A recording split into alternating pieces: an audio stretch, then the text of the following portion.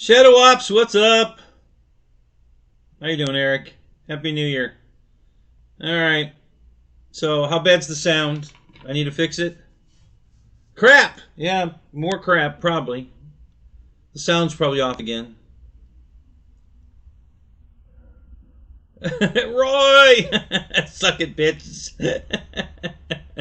Sounds good. Oh, no shit. Wow, that's amazing. Okay, good. That is awesome. Good. All right. So, Happy New Year. What'd you get? Anything good? Guys, get any airplanes? Anything good to talk about?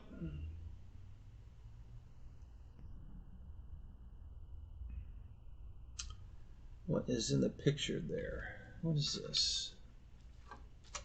Hang on. Let me figure out what that is. What is? What? Oh. Oh, servo. Okay, I'll put that up there. And then what's that black thing? What's that? Oh, that's the foot. Okay. Alright, we're good. Alright.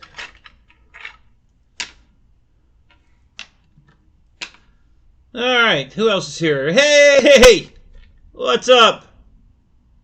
Michael Bird, what's up? How you doing, man? Nick, what's up? How you doing, man?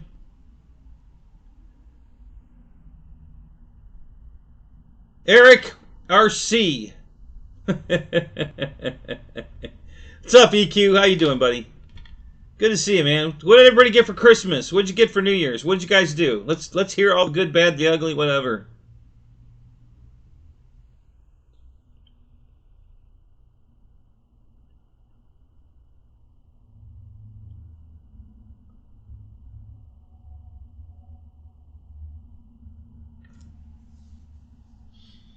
Won 4 drones from Drones Camp. Okay.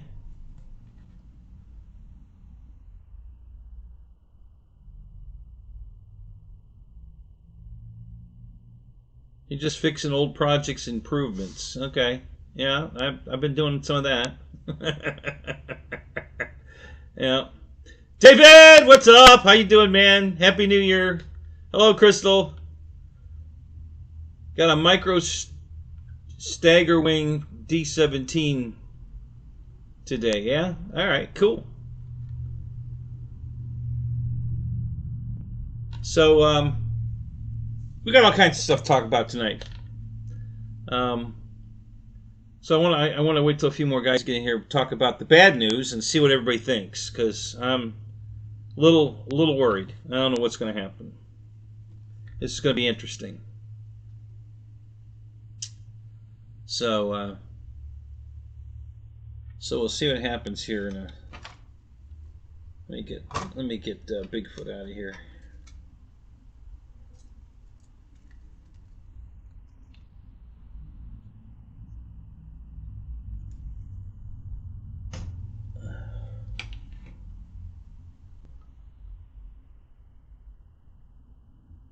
Probably gonna get the Dynam Tucano, yeah.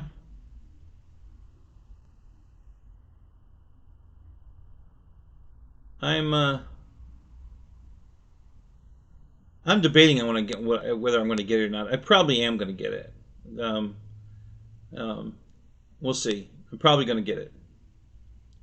I've got 2 of the big ones now, but I'm probably going to get another one. So it's definitely on my radar. Definitely thinking about it.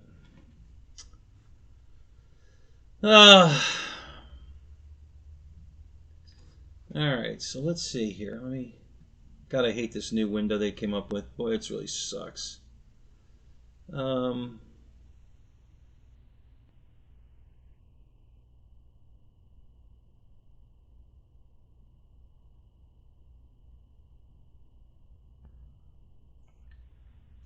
Juno from the future. What's up, Juno? How you doing, man? I'm now very intrigued. Uh-oh. I've got Michael Bird intrigued. Uh-oh. Or does somebody else have you intrigued?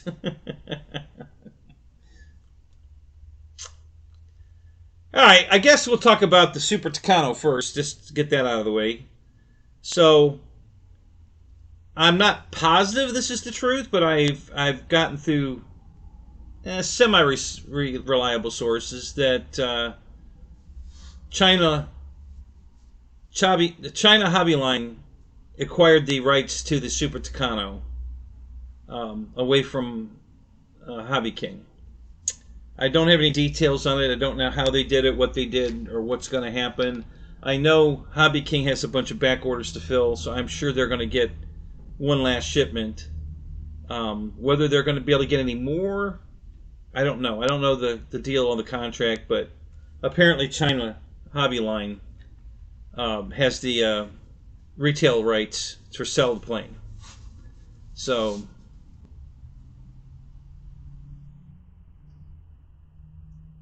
yeah, Shadow, it was over $500 at Hobby King also after the tariff went in place. It was $499 when I bought the first one. And the second one was going to be $549 from Hobby King. It was $549 from China Hobby Line, but you get a free battery with it. You get a big 6S, I think it's a 75C 4000 pack with the free battery. So there's your $50 bump. Is it the battery? So really, you're getting it for the same price. I've heard great things about these batteries. These are my first. So I bought 4 more. I'll get to that in a minute. Bought 5200s. I think they're either 5000s or 5200s. So I bought 4 of those plus the one that came with the plane. So I've got 5 brand new batteries.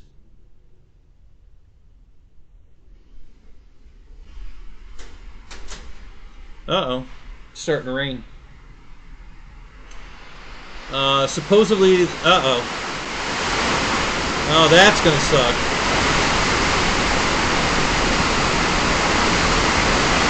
You aren't gonna be able to hear shit. Wow. That's the rain. Michael Bear, what's up? Yeah, that's what it sounds like when it really rains.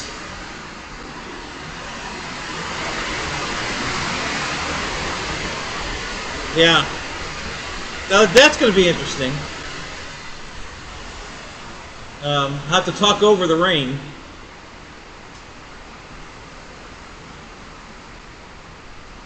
So I just got back from Indiana. I spent 2 weeks visiting my brother. Didn't do a whole lot. Went flying one day. We played with the RC trucks and cars out in the yard one day. We went to Indianapolis 500, the museum. That was pretty cool.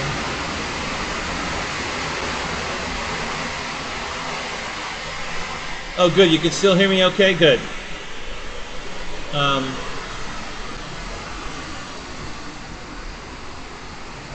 Oh, you replaced the evap purge valve on your truck. Good. Yeah. I gotta pull the canister out of my truck and knock all the crap out of it, because it won't take gas. We'll get to that story later. I don't want to talk about that right now. So I didn't go last Saturday because honestly I was still driving.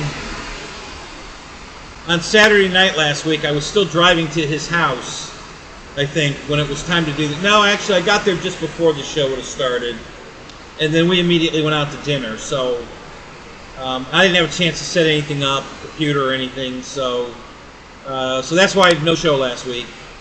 But this week, we're here, and I just got back an hour ago from his house.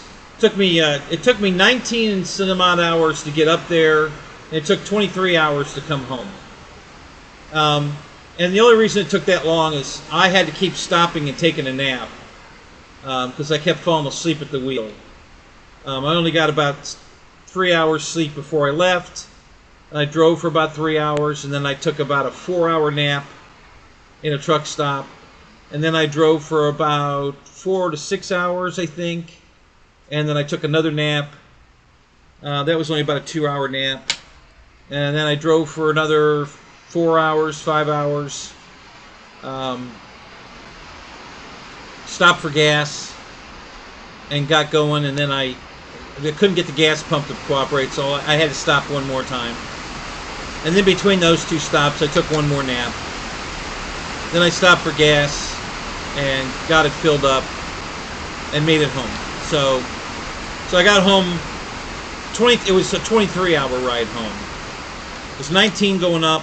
Now by MapQuest or Google Maps, it should only take 14 and a half hours if you could just keep driving, and I couldn't, so I had to keep taking naps. Jeff in Lower Alabama, what's up? How you doing, Philip? Good to see you. So anyway, so I just got home. We didn't have any internet all week. Somehow it got unplugged, and it's the Ethernet cord going from the Frontier box. It's on the floor to the Echo router on the top of the TV stand. Got unplugged. I don't know how that could have happened. I suppose, I guess. I mean, you know, the Ethernet, it's got that pinch clip. You got to pinch it to release it. I guess the cat could have stepped on it and knocked it out. I don't know. Oh, I don't know. But anyway, so she didn't have any internet here for a week while I was gone. Yeah, are we near the... Yeah, well, I'm fairly close to the ocean. Not close enough to hear the waves. No, that's rain. You're hearing the rain. A big rain cloud just dumped on me right now.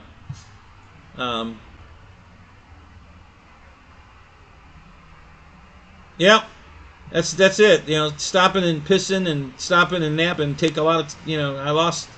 You know, it almost doubled the length of the trip. You know, because it should have only taken 14 and a half hours and ended up taking 23. So, yeah, it was, but made it home safely. Everything's good. No problems. So getting back to the China Hobby line. So, yeah, so I know Hobby King's, they have back orders to fill, so I know they're going to get another shipment. Whether they're going to be able to get the plane again or not, I don't know. I don't know if they're sharing because, you know, now General Hobby sells everything. They're getting Motion RC planes. They're getting Flex Innovation planes. They're getting Hobby King planes. They're getting everybody's airplanes. So I don't know. Does you know, can they get the Super Tucano? Maybe. I don't know. We'll see. Is Hobby King out of the picture now, or are they going to be able to, you know, when they get them back in stock? Because they've done this before where they take it off their page and then they put it back when they get it back in stock. Because the problem when they leave it up like that is it just, especially this particular airplane, the orders just keep coming. They can't stop people from ordering the damn thing, and they've already fulfilled enough back orders for a whole nother shipment. You know, that whole shipment's paid, you know, spoken for. So they just didn't want to take any more orders. And then I guess at that point, I don't know when China Hobby Line stepped in and bought the rights to it or what. I don't know all the details. But anyway, the plane is available right now from China Hobby Line. So I picked one up. And it's $50 more than it was at Hobby King, but you also get a battery with it. You get a 6S 4075C, I think it is. A China Hobby Line battery, which I hear are really, you know, Spencer says these are excellent batteries, and I've been wanting to try them, so I went ahead and ordered it. So we're gonna unbox that. I got the batteries right here, and the airplane's over there. We're gonna unbox that here in a little bit.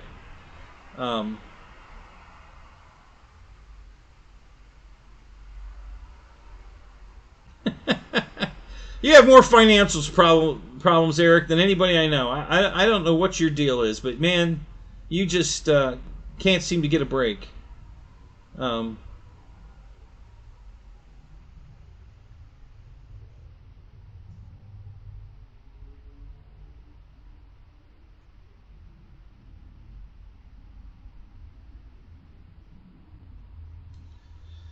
Oh, yeah. Yeah, Juno, you got potholes galore there, huh? Yeah. Yeah, yeah. So,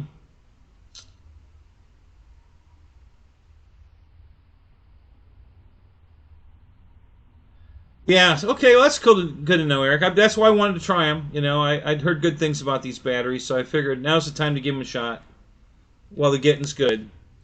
So the latest news, I don't know if you guys heard this or not. I don't know exactly what this is going to mean, but I'd like your feedback on it. Apparently, Trump has put a stop on all supplies to the U.S. for drones. Now, what do they classify as a drone? I mean, we all got lumped into drones when the FAA, put up, restrictions on us that because we're drones. So I don't know if this applies to the airplanes. I don't know how this is going to work out.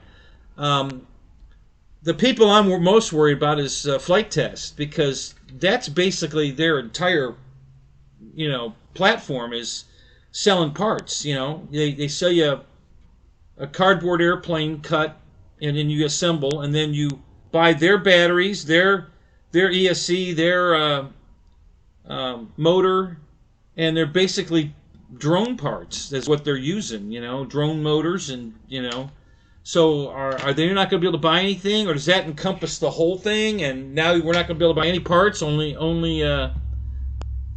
complete kits. You're going to have to buy a whole airplane if you want to buy an airplane. You can't buy the motor, or if you need to replace a motor or ESC, or I don't know what this means. I don't know what it's got me a little worried, especially the battery thing. That's why I bought 5 batteries right then, boom, just to make sure because the only batteries I run out of are packs for the jets.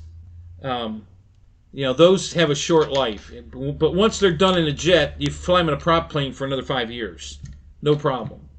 But once you've used it in a jet, 50 flights maybe if you're lucky, then you got to pretty much, downgrade it to a prop plane because it won't fly a jet anymore. So.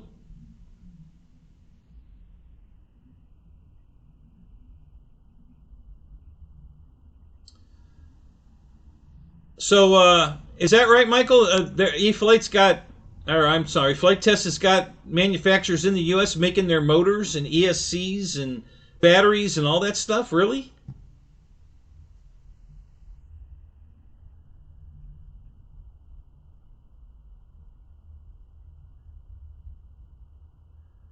Yeah, David, I don't know.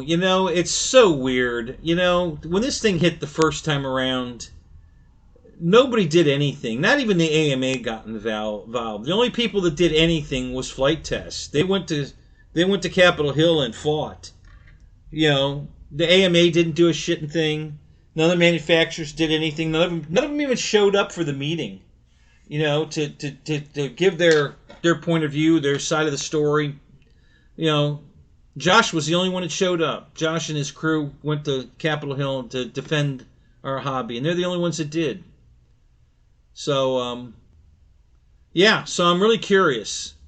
Oh, no, I think the Biden fly's probably going to be okay. It's going to be trying to buy a motor, a ESC, a battery for that product. Like you break your motor or whatever and you want to replace it. That's where I think the problem's going to be. I think they'll probably let the whole kit in. The only people that can't let a whole kit in is DHL. Not DHL. Uh,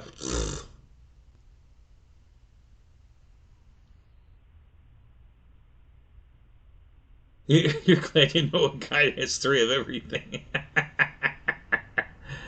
Who's the drone company? I'm having a senior moment here. I guess they're banned. Period. They can't import anything. So this is a totally separate, completely separate issue from their band. This is a new band that they've put out that they're not going to let anything from China. DJI, thank you, Nick. Yeah, DJI's got their band. Period. And this is a new band on everything not DJI that comes to America from China. That and motors, ESCs, speed control, batteries, everything coming out of China, they say it's going to be banned. You know, parts. They do specify parts. So I don't know if no, they listed it, Mike. They said motor. I mean, if you watch Bruce, he showed the list, you know, and they've got it listed everything individually. You know, transmitters, batteries, motors. You know, they're all listed. So it pretty much covers everything. It didn't say anything about like ready to fly. You know, units. A bind and fly or a ready to fly. It's all already assembled, and so I don't know. I don't know what's going to happen. It's got me a little worried. If we can't buy the only thing I'm worried about pretty much is the batteries. You know, if we can't buy batteries anymore from China, which is pretty much where they all come from, we're screwed. So I got a lot of batteries, so I'm good for a while. But I bought 5 more just to be on the safe side. But yeah, it's I'm a little concerned. So what do you guys think? Any of you got any more information that I have that I don't have?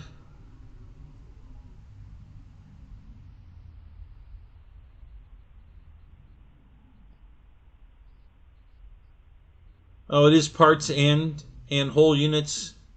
Nothing from China, but Vietnam's another story. Okay, well that's interesting. Yeah, that's true. I hadn't thought about Vietnam. We don't get a lot of stuff out of Vietnam, though. I know they make some big airplanes. They make kits, I think, for Phoenix models, possibly, and there's another manufacturer. I think that stuff comes out of Vietnam. Oh, Legend Hobbies stuff, I believe, comes from Vietnam, if I'm not mistaken. So yeah, we do get some stuff, but I'm talking about the kind of the drone stuff.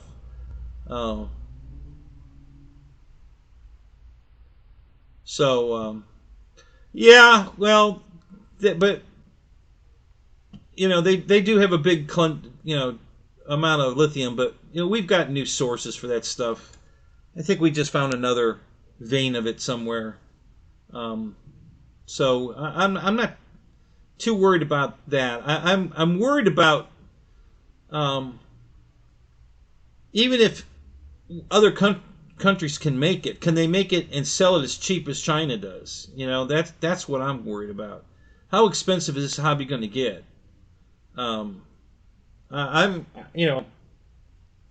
I personally, because I've been in this so long, I mean, the hobby is much cheaper now than it ever was in the beginning. I just not sure if it's going to stay that way.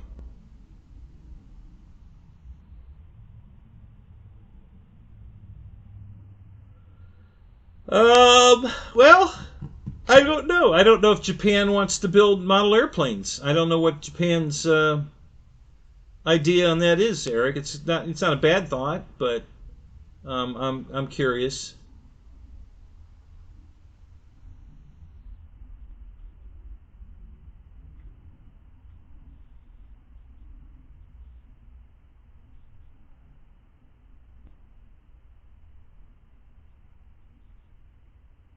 Well, Mike, you're right, Michael. That's what they're worried about. But they threw us in with them. You're right. They don't know the difference, and they don't care to know the difference. They're not concerned, about that. But you're right. That's what they did. They threw us in with the drones, because nobody at Capitol Hill has any idea what they're talking about. And so yeah, it's.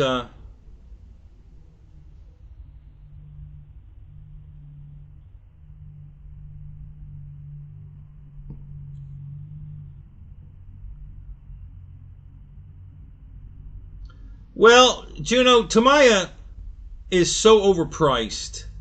They make a quality product. Don't get me wrong. I've been buying Tamiya stuff for 50 years. One of my very first ground vehicles was a Tamiya Subaru Brat. Okay, but if you look up some of the Tamiya stuff that's available, like an RC truck, it's thousands of dollars, not a couple $100. It's thousands of dollars. An RC tank, thousands of dollars. I mean, they are so proud of their stuff that they are. You have to pay incredible high prices to get anything Tamiya. Um, Now they're I think they're RC cars, the cheap stuff, like the Grasshopper or the Frog, Hornet. Those, I think they're still a reasonable price. I don't know. I'll be honest, I haven't looked them up. I really can't say for certain, but I'm assuming, and I do know how to spell assume, that they're priced, but their other stuff is just out of this world expensive, like just ridiculous.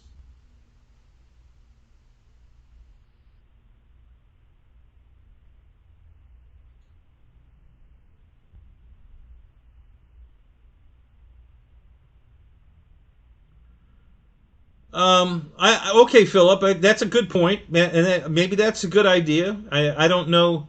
They're all on the list, but you might get them off the list because you're right. They don't transmit anything, so the FCC doesn't have any. They shouldn't have any problem with that. So yeah, if we can get batteries and motors off the list and stuff, um, I don't know. It's going to be interesting to see how this goes. So you guys, I want you to keep up on this. If you get any new information, send it to me. Let me know what you come up with. Um,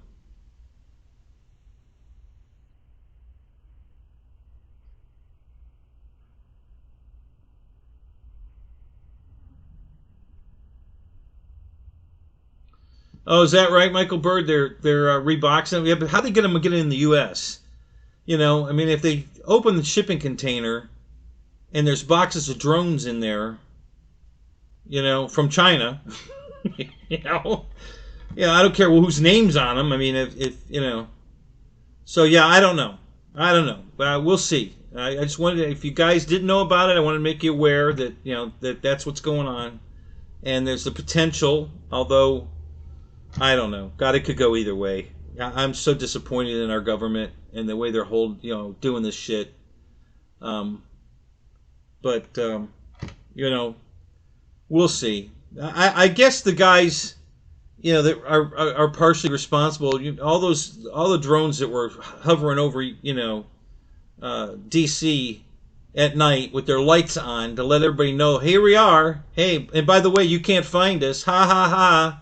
So your little responder thingy is a big joke because you guys can't find us. You don't know where we are, and we're flying our drones right over your heads. Ha ha ha. Well, that probably pissed off somebody. Trump said just shoot him down. They couldn't shoot him down. I don't know if they even tried, but they couldn't shoot him down. I didn't hear one story about one getting shot down. But yeah, there they were hovering over, D.C., and nobody knew where they were. Nobody knew where the guys were flying them from. They couldn't, the locator shit, whatever. It didn't work. And that was the point I think they were trying to make. I think they were just throwing it, rubbing their face in it, that your stupid rules about, putting a, responder in it and all that shit is a pointless, you can't stop us. We're everywhere. So that might have contributed to this. I don't know. Just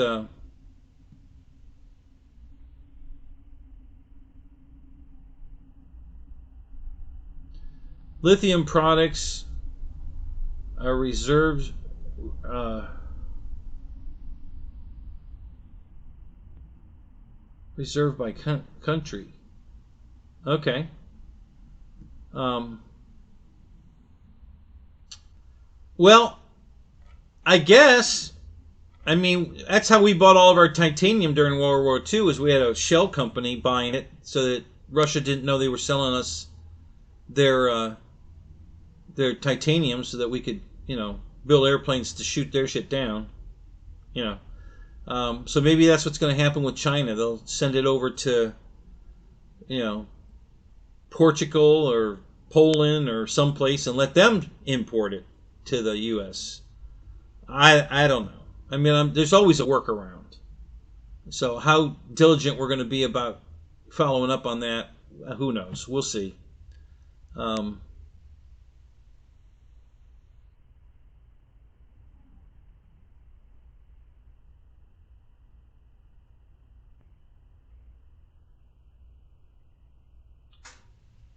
so the FCC shouldn't be involved in our hobby at all. You know, they have much bigger things to worry about than us. You know, and we got airliners crashing right and left, and nobody knows why. You know, and they're worried about our little toy airplanes. And it's just stupid.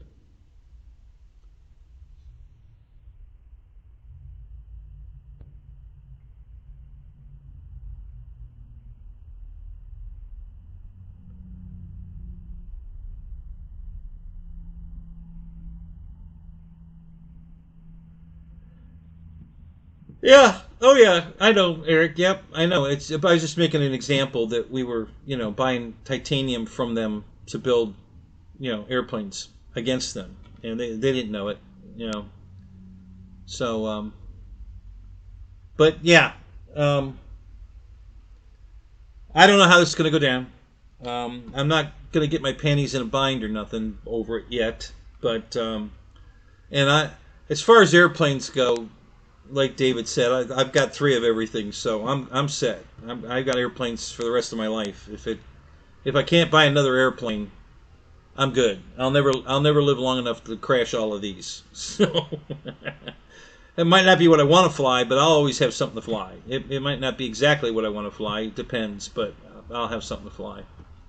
Um, all right, so getting back to the Super Tucano, I don't know if you guys are familiar with or looked or seen, but pretty much everybody on the planet is in love with that airplane. Every reviewer, every company, everything I've read, seen, absolutely loves that airplane, and I think that's probably why China Hobby Line, got the rights to sell it, because everybody wants it. Everybody wants it. Everybody loves it. It's just gotten incredible reviews.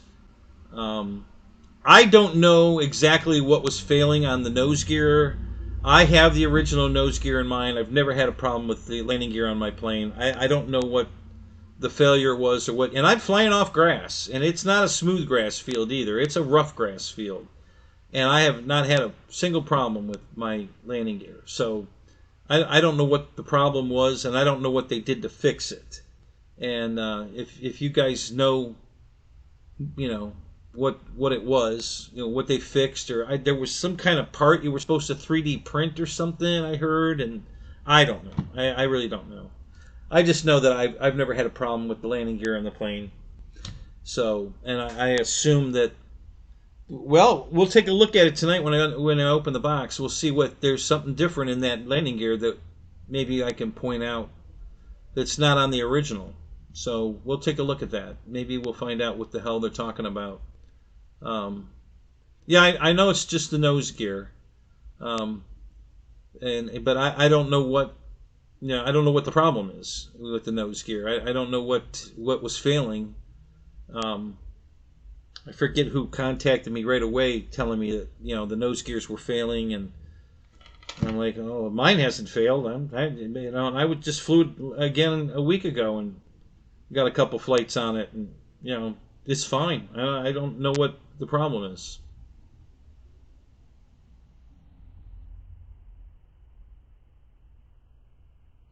Yeah, that's normally the problem, Jeff. Lack of glue. They put two little drops of glue on it, and they think that's going to hold it, and it probably does if you're flying off pavement. But if you're flying off grass, you need more than a couple drops of glue. It's got to be glued in there pretty good. Because grass will just take it out of pull it out of the wing. So I've had a couple of planes do that. My HSD plane, the landing gear ripped out of the mains lift ripped out of my 262, and then my Futaba, not my Futaba, my FMS Avanti, the 70 millimeter one. One of the landing gear ripped out of the wing. There was two little drops of glue holding it, and that was it. And when it ripped it out of the wing, it ripped the landing gear wire out of the landing gear, and there's no way to access the wire in the wing. They molded it into the wing. So I don't know what I'm going to do to get the wire out of the wing. Not so much get the old one out, but I don't know how I'm going to get the new wire in. I'd be basically going to have to punch my own hole through the wing to run the wire through, because they just encapsulate it right into the foam. It's part of the wing. So I don't know how you're supposed to replace the landing gear. I don't know. I don't know what I'm going to do with that. I might have to solder the ends on, pull the wire as far through as I can and put an extension on the other end, and then solder the wires on it. I don't know what I'm going to have to do. I got the new gear. I think this is it right here, as a matter of fact. I think this is the replacement landing gear right here. But there's no way to get the wire out of the wing. It's part of the wing. I mean, literally, it's just coming out of the foam, where the foam was injected into the mold, and there's a wire just coming out of the foam. And so they laid that wire in there and then injected it in the foam. So I don't know what they were thinking there. Sort of, Mike. That I've already replaced one of the servos in my one F86. I still have to do the other one. It was kind of. It almost feels like an afterthought. Oh, let's just run the wire this way, kind of, because it's kind of pinched. And you really got to do some finagling to get it, when you take it out, to get it back in where it goes. But it's doable. But it's not like a big cavity you can just send the wire down through and it comes out the other end. No, it's not that at all. You got to sit there and poke it into a little channel. So yeah, I wasn't too happy about that. So I haven't done the second one yet. It was one of the air brake servos that they both burnt up in both my airplanes. It was same side. I think it was the right side one burnt up in both airplanes. I think it was the right side. Maybe not.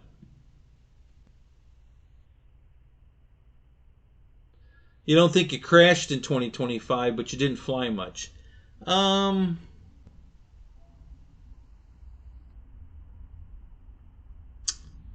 trying to think if I crashed in 2025. Well, I put one in a tree. That's true. Yeah, I did put my Carbon ZT-28 in a tree. I guess we'll classify that as a crash, I guess.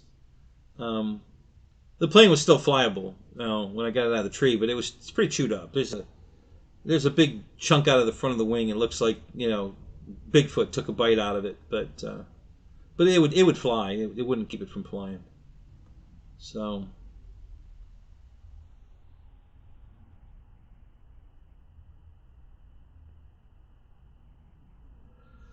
Okay, so let's see.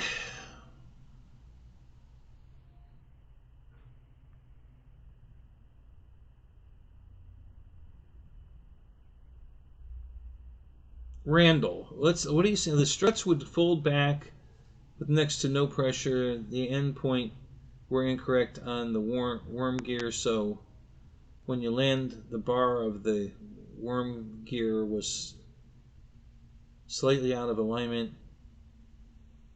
with the U channel on the strut. Is this are you talking about the nose gear on the Super Tucano? Is that what we're talking about?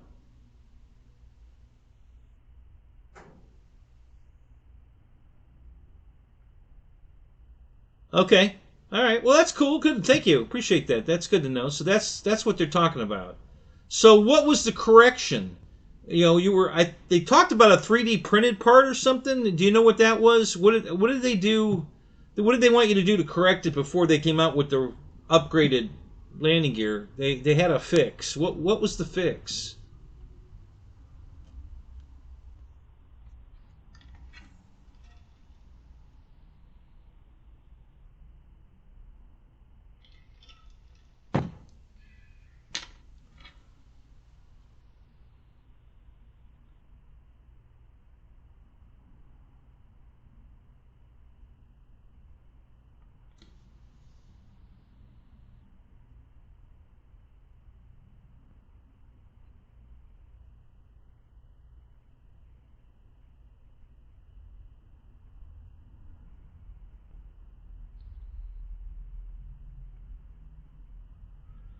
Okay, it was a two-part fix. Part one was a 3D printed wedge under the retract.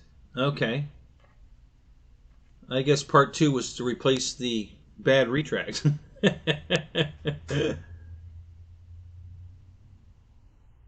Oh, so they've. Oh, so I. So all right. When we do my unboxing tonight, we should see the wedge in there. All right, good to know. Man, that's very helpful. Thank you, Randall. That's great. Um, that'll we'll look for that when we take this out of the box tonight. Because well, yeah, I'm pretty savvy there. What are you working on, Roy?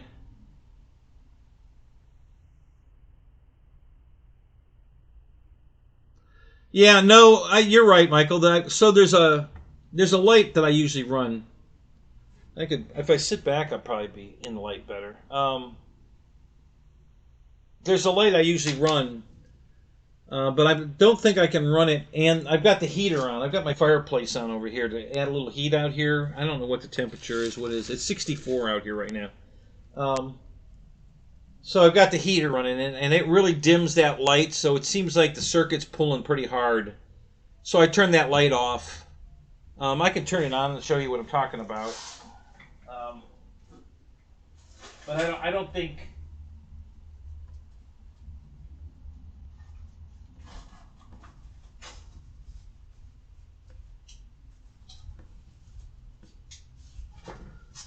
Yeah, the lights won't even come on. It's pulling that much. They're LED lights, and it won't even power them on. So yeah, it's the heater's pulling too much. So I turned that one stack. I've got these are LEDs up here. Those are the screw-in light bulb LEDs, and they're in a special three light stand thing I bought years ago, and yeah. So normally, and I use that to give that. These are all the super bright white lights here, and those are yellow. The soft white, the yellow tinge. So I did that to try to balance the color. And well, I can do this. Let's do this for a second. I can turn the fireplace off and then turn the lights on. The fireplace. It's a beautiful fireplace. I got it at Big Lots, and it's beautiful. It's a walnut wood, and it looks fantastic. The fake flame thing is beautiful. It looks like real fire coming out of the logs. The heater works, but the fan is it just doesn't put any air out. So you can't hear the fan at all because it's not moving fast enough to create any noise. And it's not the speed's not adjustable. The heat's adjustable, but not the speed. So yeah, it doesn't really blast it out into the room. So I don't know what I'm going to do about that. We'll have to wait and see. All right, let me turn the heat off.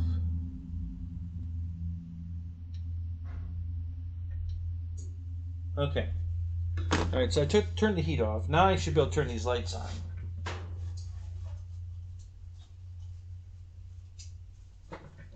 Yeah. So now, and something else just came on. Maybe one of the printers. I don't know. Something else came on. But yeah, see now you got the soft white hitting me, which lights me up, and it gives you that warm color, not the bright white color that is in the background. So yeah. So I'll leave the fireplace off. We don't need it on. I really don't think it's doing anything. It's probably heating that area over there real good, but it doesn't blow enough to get it over here. So we'll leave it off. But yeah, that's that's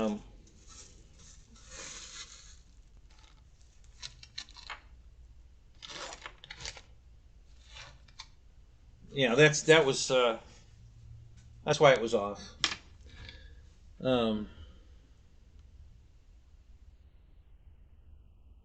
Wigs, what's up? How you doing, man?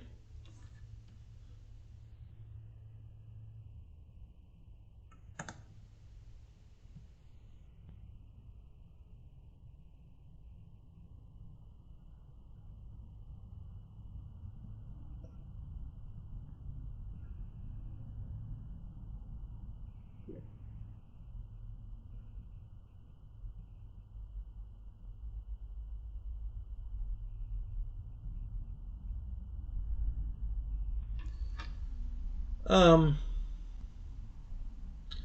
so did I miss your? What were you working on, Roy? That you wanted some electrical help? And ESC going to run 8S motor. Oh, I see. Okay, here's your question. At 120 amp ESC, going to run 8S motor is a Lightning 150 kV 6060.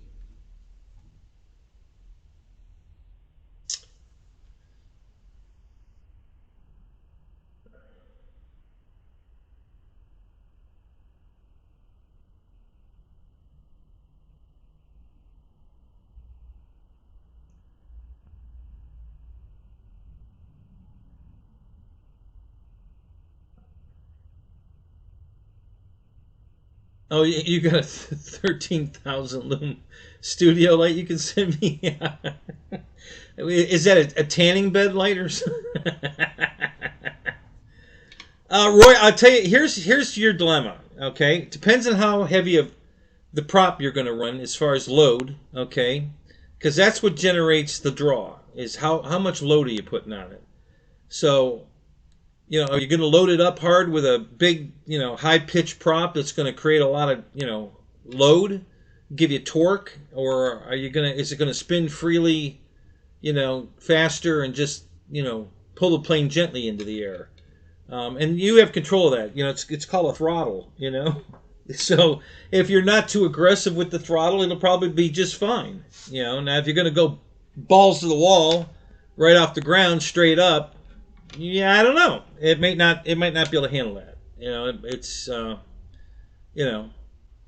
If you work your way up to it, at least you'll get a low voltage cutoff probably before you'll damage anything, and it'll shut down. You'll still have control of the airplane. You may get the motor back so you can land it. You may have to dead stick it, but that'll probably happen before you literally burn it up. It'll probably just cut off. And then you'll know how hard you can push it to when you're no longer able to push it that hard. Yeah, just like Wig's saying too. Yeah, the size of the plane, the weight of the plane, how aggressive of a prop, how big a battery you're going to run as far as milliamps. I know you said it's 8S, but is it a 10,000 pack, or is it a 4,000 pack? Because that adds more weight too, so you have so a bunch of variables there.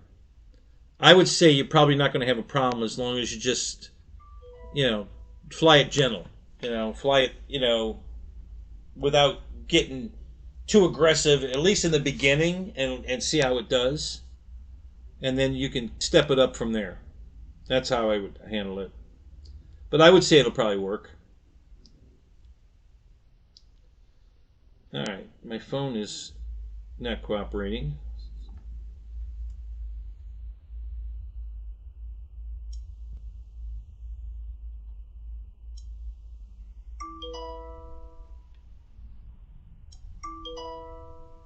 So the messages I'm getting are from Roy. Roy's sending me messages. Hi, Roy. What are you sending me here? Let's see.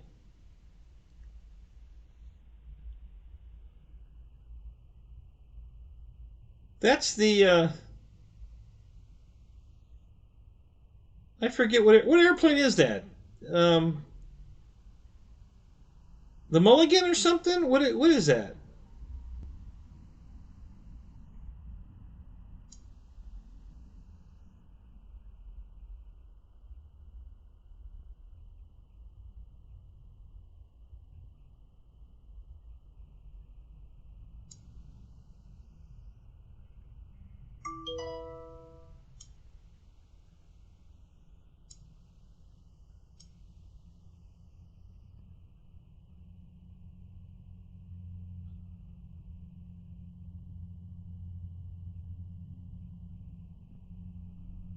Yeah, so you're not going to have to push that plane hard at all, Roy, to get it in the air. So, you know, so just go out and fly it around, do a couple of vertical pulls, and then land it and check the motor and see how hot it is. Check the ESC and see how hot it is.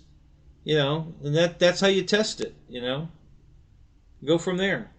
I'm sure it'll fly just fine.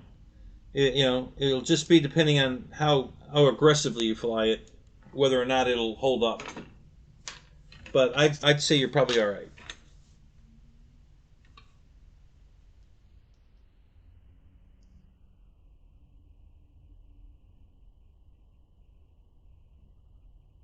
Right, and that's one of the things.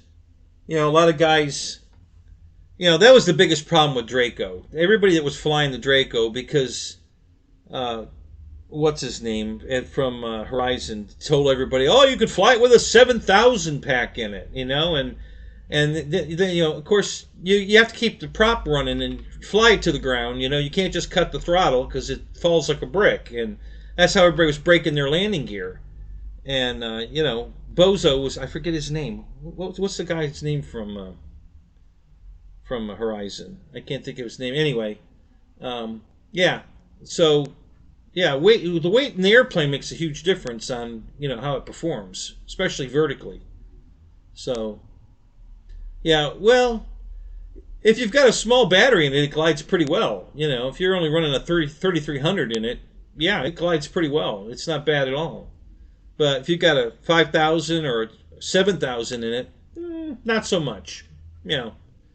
Weight has a factor on your glide ratio. So, yeah, that's it. Jason Merkel. Yeah, yeah, yeah. So, he told everybody, oh yeah, you can fly with 5,000, 7,000 in it, no problem.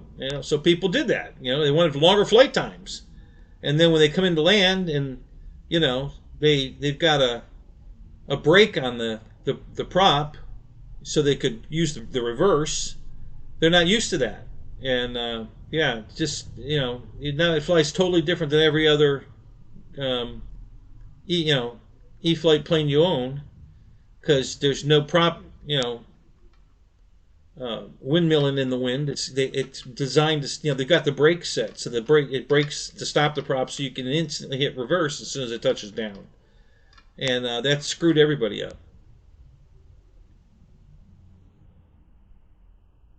Yeah, Draco, Draco, Draco. Yeah, yeah, yeah. They were telling you to fly it anywhere from I think a 3,300 to a 7,000. Yeah, I wouldn't put a 7,000 in it.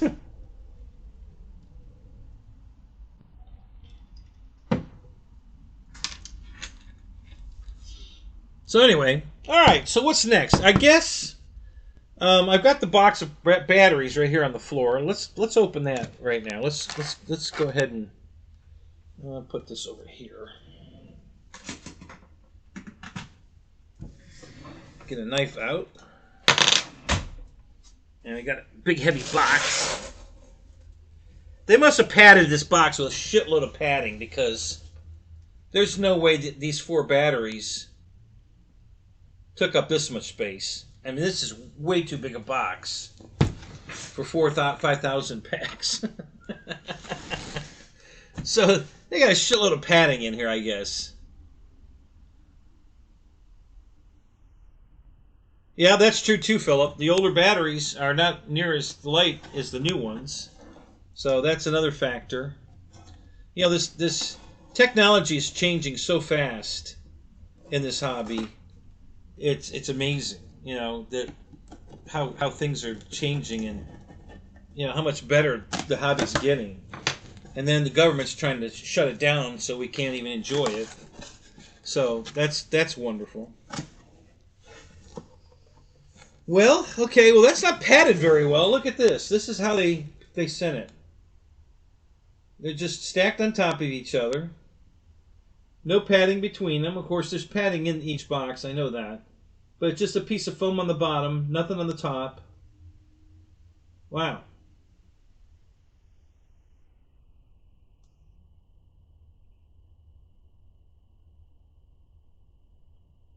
Oh, I didn't know that. Yeah, so a bunch of people sent back the little, probably for the same reason. They sent it out with the brake on, and nobody could no everybody that flies their E-flight shit and dead sticks it in.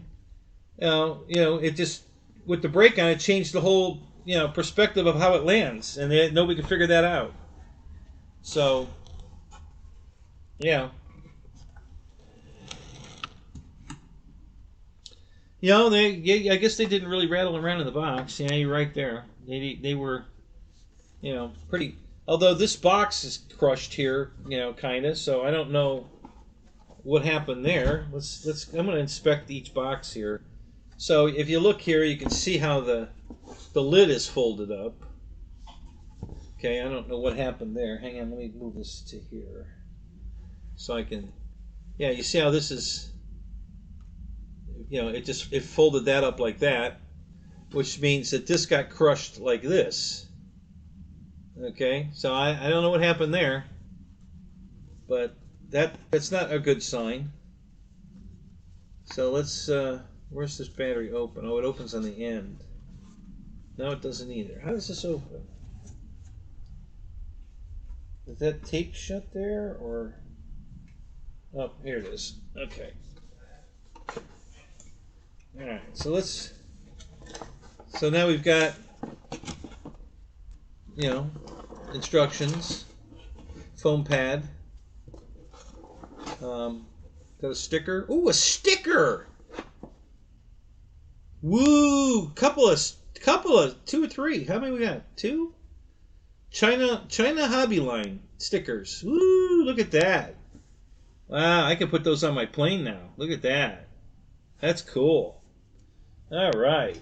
So we got some stickers, and these came with EC5. Oh, bigger stickers too. Look at this. Got a big sticker. Ooh, look at that, man. Very cool. All right, we're getting. Hell, that was worth the price of admission right there, right? We got stickers. All right, so inspection of the battery. It looks fine. I don't see. Doesn't look like it has any crush marks on it. Okay, and you got, you know, our 6S balance lead, and we've got nice silicone wire. Looks well made. You know, everybody talks good about these batteries, so far, I'm pretty happy with this. I like the foil. It's got a chrome copper finish on it. The decal. You know, the wrap around the battery. Very pretty wrap. That's a really nice looking wrap on there. And yeah, they're 5200 6S, and they're, what's the C rating? Does it say 90C? Oh, these are 90C batteries. I think the one that comes with the plane is a 70C, 75C maybe. But these are 90C batteries. So, and it feels good. It doesn't feel overly heavy, so I think these are going to fly fine in all my jets. I like this size too. This will fit in the F7F Tiger Cat. For you guys that don't own one of those, the fuselage is very narrow. Okay, and a shorter battery won't fit in it, but this will. This is longer and thinner, so this will fit. Just fit, but this will fit. So if you know, smaller batteries like a 4000 pack fit in it okay, but if you got a 5000 or a 5200 and it's a shorter, fatter pack, it won't fit in it. You need these long packs like this. So that's perfect. I didn't know that was what I was going to get. That's even perfect, more perfect than ever, because, you know, these packs, when I stop flying them in the jet, will fly that F7F for years. No problem. You know, so that's pretty cool. All right, so that's battery number 1. And I'm going to set it someplace here where I can't knock it on the floor and destroy it after it made it all the way here from China without being damaged. All right, next one here. More stickers. Another instruction manual. Another pink China Hobby Line. I think that kind of is their corporate color, I guess, this pink. I see it a lot on their stuff. So I got another one of those big ones. Let's see if I got a couple of little ones. And then here's the padding on the side of the box. And then the batteries. That's it. That's all the padding. Except the bubble wrap around the pack, the little bubble bag. Okay, so yeah, same thing. I don't see any damage. Nothing. No corners crushed. Nothing. Everything looks good. Quality silicone wires look like they're soldered good. So yeah, very nice. And I got a, because I bought 4, I got a discount. These were not expensive, guys. I got to tell you, especially for as Spencer and everybody else says how good these batteries are. These were only, I think, well, they were about $50 a piece. It was $200 for 4 packs, so they're $50 a piece. If you buy 4, you got a discount. So, a battery, a 5200 battery for $50 is a pretty good deal. Hard to beat that. More instructions, but the stickers fell. I think the other stickers might be in this instruction manual. Let's look in here and see if there's stickers in here. The little stickers. No, not in there.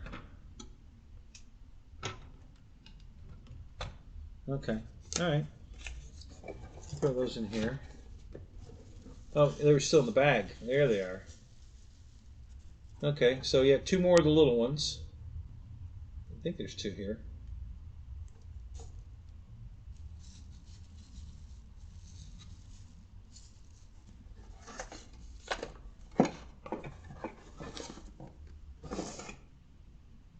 No, there's only 1. Oh, yeah, no, that's pulling it off the backing. Okay, all right. And I think there's 1 on the floor.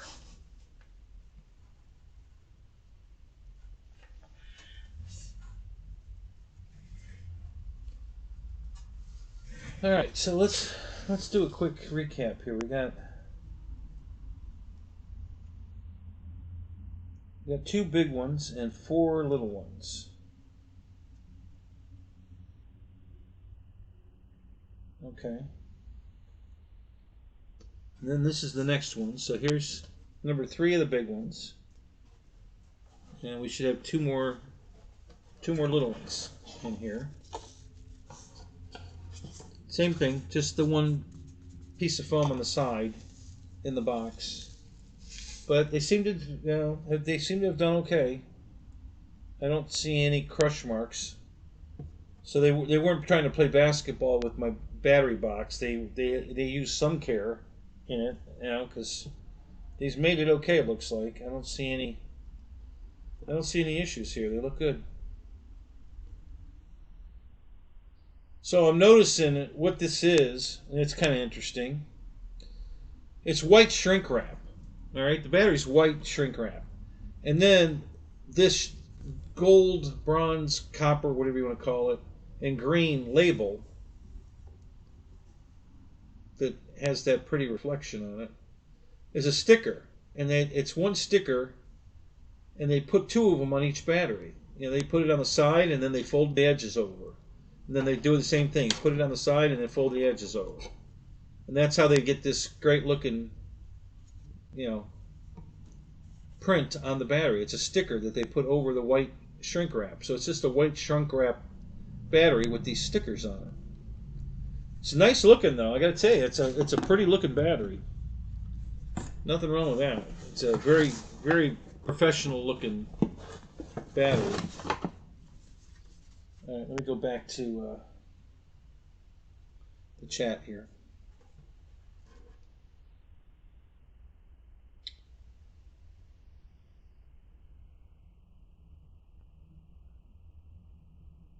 Okay, hang on. Who we talk? Whose university? Whose kids? What did I miss?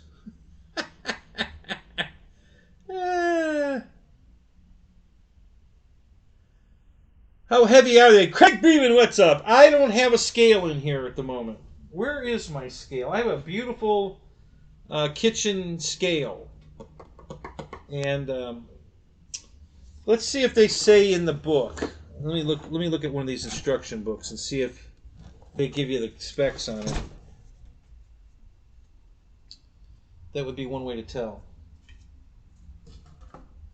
Let me put my little readers on.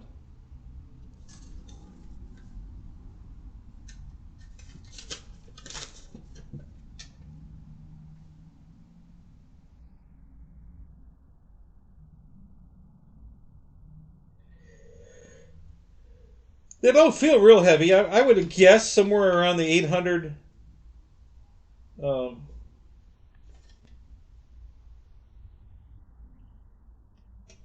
what is it? 800 kilograms, I think, is what I'm thinking.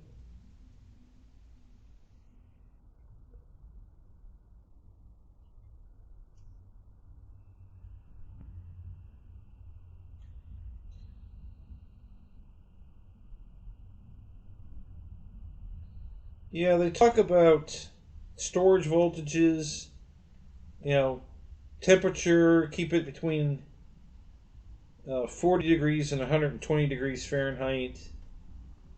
Um,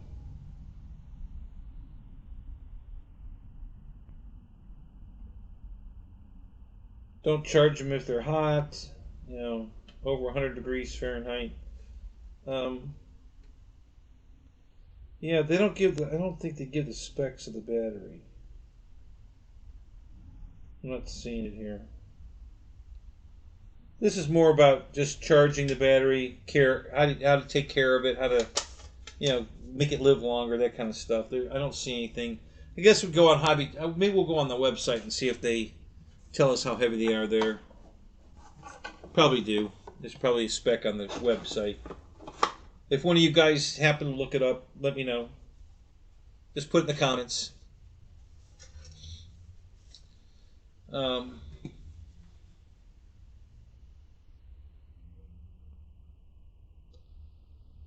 your local shopkeeper is what, worried about this new law, the new ban on product. Michael Beer, Michael Bird, is that what you're telling me?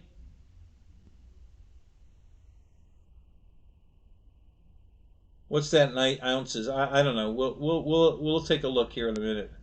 I'll see if I can figure it out.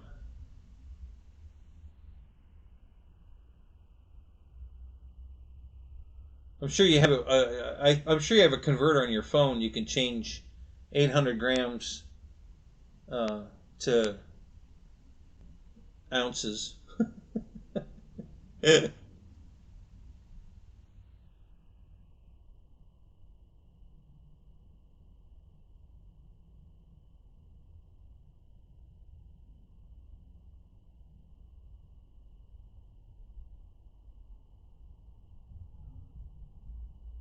Oh, what did did you give up beer for Lent, uh,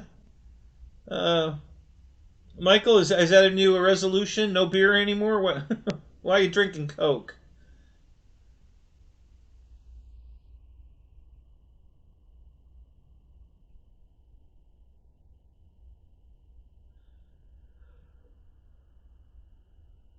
Uh,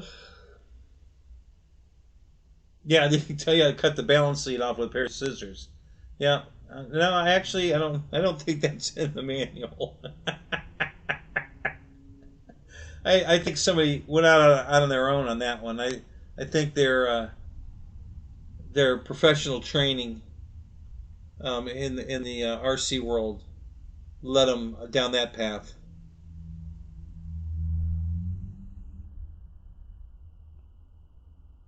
763 grams or 26.914 ounces. There you go.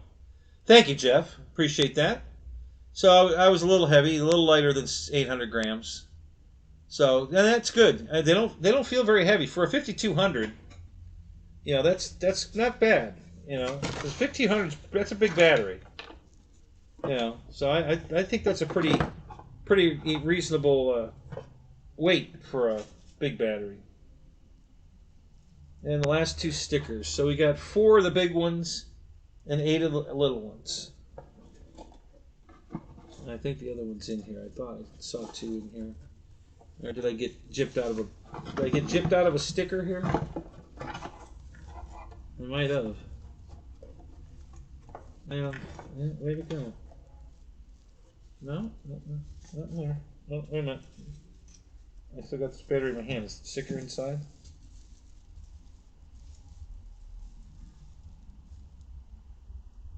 No.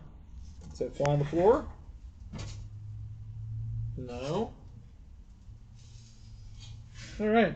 That's number 4. Again, that doesn't look like any impact damage. I don't think it got crushed. Looks good. All right.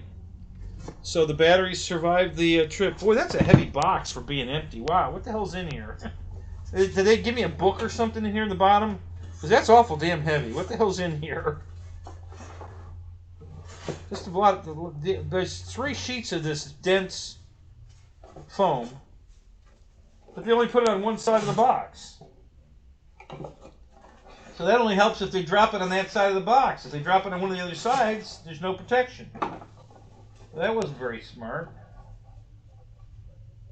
That's not going to do a whole lot.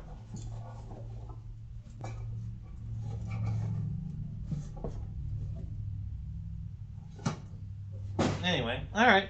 So I think I got shorted one little decal. I think. Let's make sure. Make sure there isn't 2 stuck together. 1.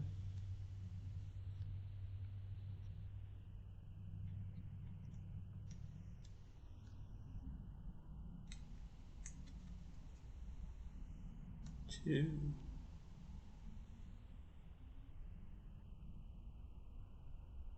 3, 4.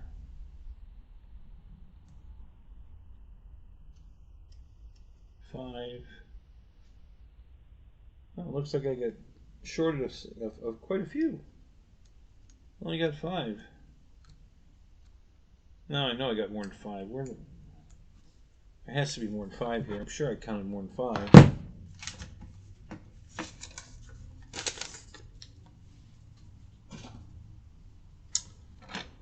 Nothing under there. Are they under here? No?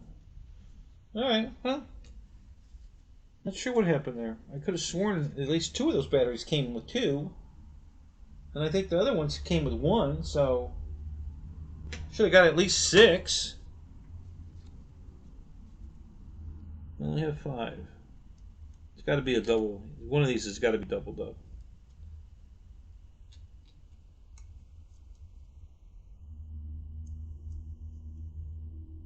Huh. No, maybe not. Alright. Anyway. That's cool. So we got some stickers, got some nice batteries. Very happy with that. We'll get one more battery when I when we take the new Super Tucano out of the box. We're going to have one more battery. A little smaller than this, 4,000, not a 5,200.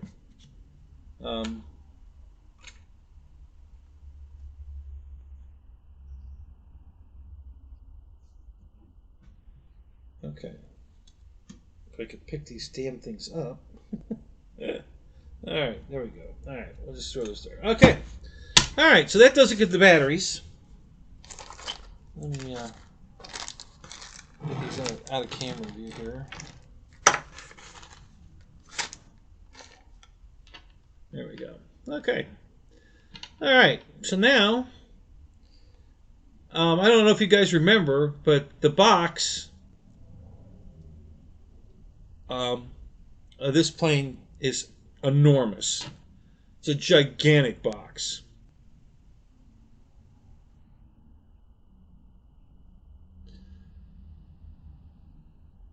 Oh, they're not selling beer during January? Why? What the hell is that? Why would they not sell beer during January?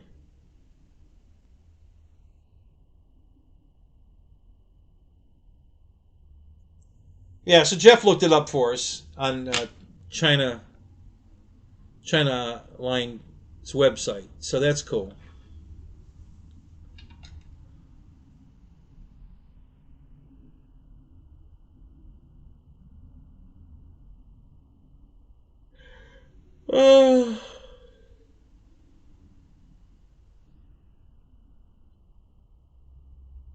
Yeah, I don't think that's a heavy battery. I know I have batteries heavier than these. I don't think that's a very heavy battery. I think that's a pretty fair. It might not be actually the lightest battery I've ever had, but I think it's definitely in the ballpark. I really do. I don't think this is. I don't think that's a heavy battery. It seems pretty good for a 5200. I love the size of it. It's definitely a lot smaller than some of my other 5200s. My HSB Reds 5200s were definitely shorter and fatter than these, for sure. How's the new car going? Well, which new car? Are we talking about the wagon? Okay, so... Oh, golly. Okay, so let's see. Man, I've been buying... Oh, Jesus. I'm in the process of buying another car. So... But, okay, now... I'm going to tell you something, all right? This happened before we start unboxing this, all right? So, I think it was last night, actually. I had a really bad dream while I was at my brother's up in Indiana. And it was about my 67 Camaro, which looks like this. Not this color, but it is an RS. The headlights are closed like this. And, you know, this is a 68. The only difference is the wing windows. Mine has wing windows. This does not. But this is what my car looks like. You know, mine's black with a custom paint job on it that I did 40 years ago. So I had a dream about this car. That I drove it over to somebody's house. And I don't remember whose house it was. Not really important to the story. And while I was inside, hanging out, and wasn't in there very long, I come back outside, and one door is missing. The whole interior is missing. Let's see, what else was missing off the car? Somebody stripped it right there in his driveway in minutes, which can happen. And it scared the hell out of me. Wow, really, Wiggs? Your first car was a 67 Camaro. Wow, that's nice first car. Damn. And it really scared the hell out of me. You know, that do I really want to own a car that's going to be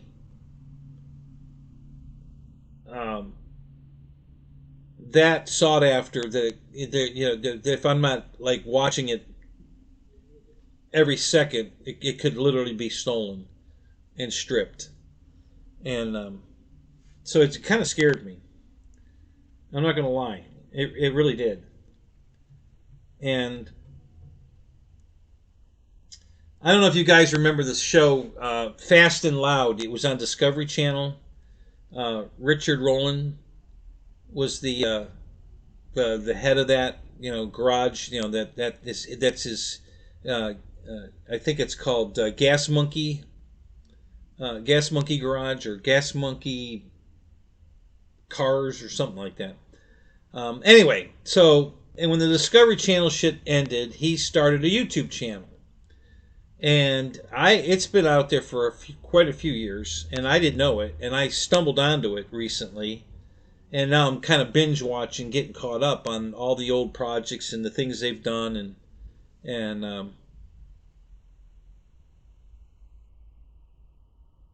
so it had a blown motor when you got it, and so you put a small block 400 in it. Yeah, that's cool. Mine's got a 327 in it, and the story goes. So I was probably, I don't know, probably 10, maybe 12. And a friend, you know, an acquaintance of mine, I guess we were friends, but he was older than me. He was old enough to drive. So he, you know, generally speaking, you know, guys that can drive cars don't hang out with 12-year-olds. You know, it's uncool, you know. It's only a 4-year difference, and now it's not a problem at all. But back then, you know, when you're 12, you know, 16-year-old, 18-year-olds don't want to hang out with you because, you know, you're too young, you can't drive a car, you know, you're not a man yet, you know, that kind of shit. So, but anyway, Denny was not too bad to me, though. He did let me come down and hang out with him. And so I watched him build this car for years, you know, work on it. His dad worked for TRW. They took the engine out of the car. Now, this was not the engine that came in the car. This car originally came with a 6-cylinder in it. But they put they got a motor for it. Dad took it to work. And they bored and stroked the motor at work at TRW. And then they brought it home and put it in the car. And then Denny started drag racing it up and down the street. And then he took it to Thompson Raceway. It's one of the drag strips up in Ohio. And he won one night with it. So he's got one of the trophy stickers on the quarter glass. And just a really cool car. And the car was originally gold and had the black, you know, signature stripe across the nose here. Okay. And the car was gold with a black stripe on it. No vinyl roof or anything. And he repainted the car white. All right, so it's just white. And you know, didn't do a spectacular paint job on it. He wasn't going for a show car. It was a race car. That's all he cared about. And then he cut the hood and put one of those stupid big square mailbox hood scoops on it, which I absolutely hate. And it's still on the car, but it's coming off. So I, you know, I used to, you know, watch from my bedroom window him drag racing. We had a dead. It was a half-mile long dead end street, and they would, you know, 12 o'clock at night, they'd go down to the end of the circle, the cul-de-sac, and they'd line up down there and they'd drag race right past my house. I was 7 houses from the cul-de-sac, and I used to watch it race, you know, almost every night, and so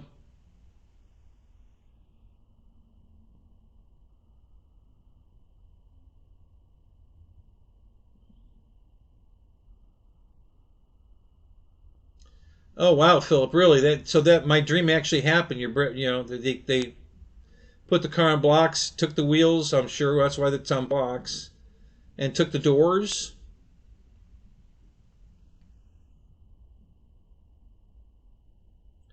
Yeah. So anyway, it kind of scared me. So anyway, I ran into Denny one day at a grocery store. I was 19 now, you know, so he's 23, roughly, I guess. Yeah, so he's 23 and I'm 19. So now we're buddy age, you know, we could hang out together age. And I just ran him in the grocery store and I just nonchalantly asked him, "Hey, whatever happened to that old Camaro you used to have?" And he says, "Oh, I still got it. It's for sale." I said, "Oh yeah? What do you want for it?" And he said 6. And we're talking 1979. Okay, so back in 1979 when he said 6, I know he wasn't saying 6,000, so it was $600. And I said, "I'll take it." And he just kind of looked at me. I said, "I'm dead serious. I want to buy the car. I'll bring you $600 tomorrow." And he said, "Okay." So he gave me his address, and I went over there with the money. And the first thing he asked me is, "Let me see your driver's license." I laughed. I said, "Why?" And he goes, "Well, I want to make sure you're at least 18 or I'm not selling you the car." I said, "Okay, no problem. I'm 19, but here you go." And I gave him my license. He checked. He said, "Okay, all right." So he sold me the car, drove it home. The car ran and drive. And I was still living on Gardside where we grew up. And his dad was still living down the street where Denny used to live. And so the first place I went was to Dad. Pulled in the driveway, went and knocked on the door, and he comes to the door, and he sees me, and then he sees the car in the driveway, and he just looks at me like, "Did you buy that car?" "Yeah." He just shook his head like, "Well, I thought I'd seen the last of that car, you know." And so I asked him, "What did you do to this car?" When he says, "Do you know how long ago that was?" He says, "I don't remember what the hell we did to that motor. I took it to work and we worked on it." He says, I don't remember what we put in it. I said, "Okay, it runs really good. It's damn fast." And I just wondered what they did, but he couldn't remember what they did. So no big deal. So I've had the car ever since 1979. And it's sitting right out here in my barn. I repainted it black with candy apple, the Chevelle stripes with the frame, line around it. But I did go over the roof. The Chevelle only had it on the deck lid and the hood. They didn't put it on the roof. I put it on the roof, and so the dual stripes went up over the roof and down the trunk lid. And it starts off candy apple yellow gold color metal flake, heavy metal flake.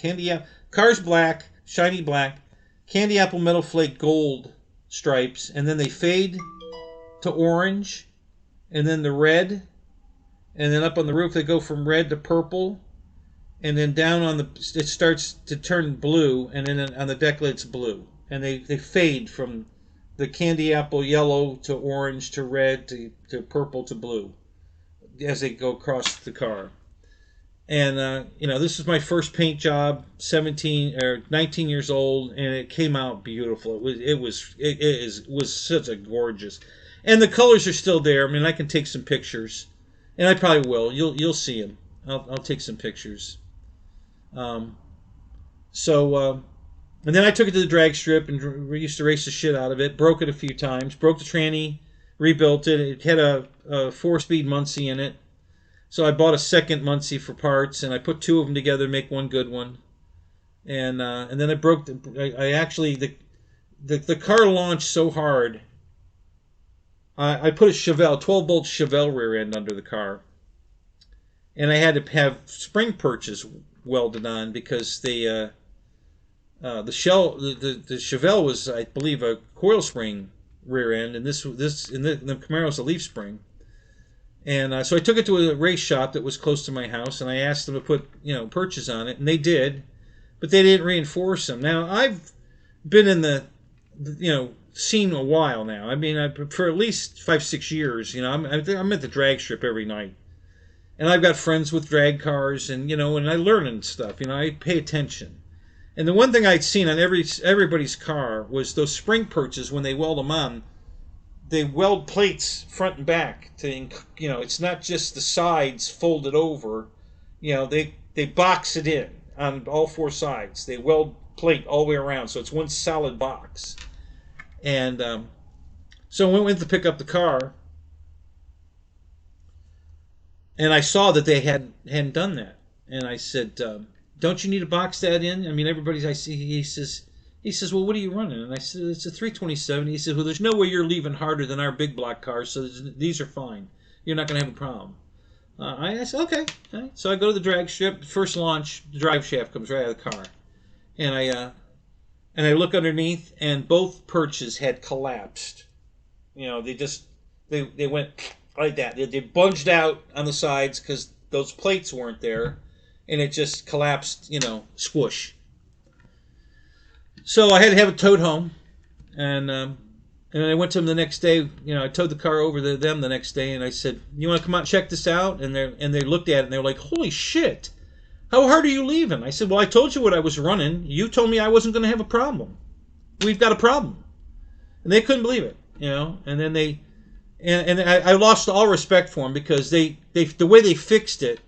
Okay, they put new perches on it for me, and they reinforced it. When you buy a metal shelving set, one of those metal racks, the bent thin steel shelf, and you bolt the 4 L bracket corners on it. They're full of holes, and then they put that big strap down the back, the X strap on the back of the shelf from top and bottom there. That's what they used to reinforce my and they're still on there.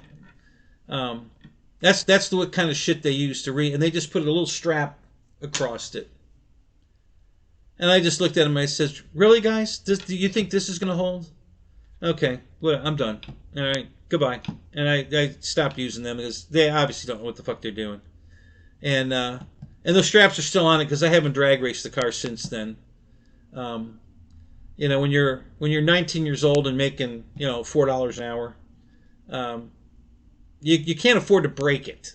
And so I didn't want to go back. Now it's drivable. I mean, I can take it out and drive it around. And but I'm not going to take it back to the track with the slicks on it and break it. So it's never been back to the track since then. But I used to drive it around a lot, and it's been in the barn for quite a while. I haven't driven it in years. Kind of like Roy, he's got a Camaro and a Cuda both that he doesn't drive. So yeah, we're brothers from a different mother, honestly, because we have the same exact thing going on in our life. So anyway, and the plan is to paint the car to look like this. It's going to be very similar to this if I keep it. So after the dream, it scared me. So here's what I'm going to do. Now that doesn't mean I'm going to sell them. It just depends on what Richard offers me for them. But I'm going to give him the VINs to all 5 of my Dodges, the 2 Daytonas, the Super B, the Black Charger RT, and the Magnum RT. I'm going to give him all the VINs to all those cars, take pictures. I'm going to give him the VIN to the Camaro, take pictures. I think I'm even going to put my 56 sedan delivery in that clump. And give them all the VINs and all the pictures, and say, what would you give me for all of them? Because they like to buy in bulk. They like to buy a bulk set. They think they're going to get a better value that way. And I'm going to see it. And if they throw a number at me that's a good number, I'll probably sell them. It's going to take a pretty good number because I don't really want to part with them. But I've seen him spend some money. He's not a cheap bastard. I mean, he starts off, he tries, that's part of the game. You lowball it and then you go from there. But I've seen him pay very fair money for project cars. So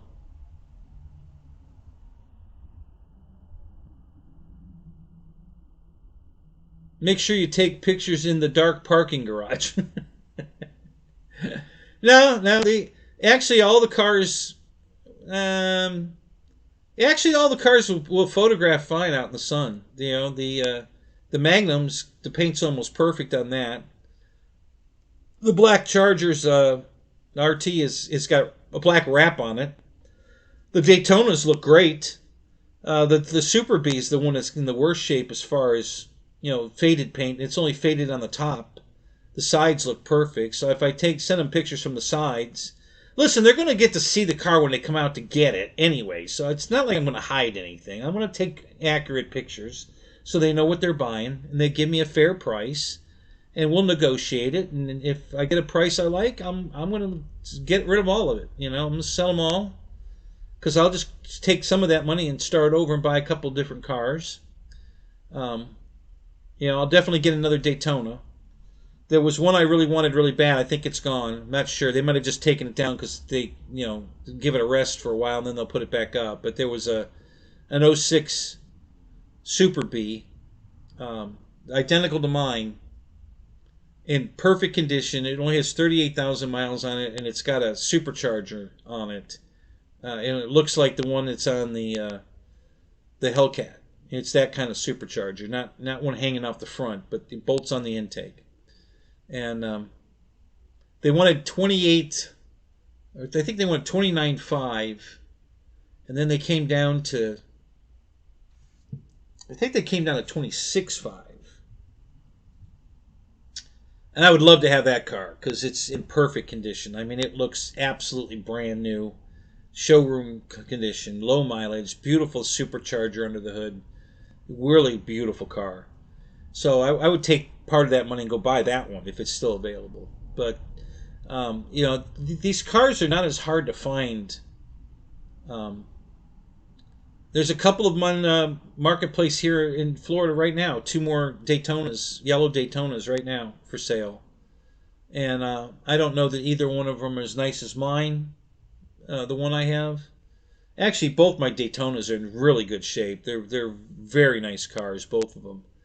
And the Super B's in great shape except for the paint fading on the top surfaces. There's no dents in any of the cars. They're all perfectly straight, which is really amazing to me. That no door dings on any of them. I'm like, how the hell did they do that? How do you not get a door ding? So yeah. Anyway, I'm gonna throw a number. I'm gonna just send them the VINs and everything, and see what see what they come back with an offer. And because I know they'll take the Camaro and turn it into $100,000 easy, car. They take the Barrett Jackson, and they'll probably only put about 50 in it.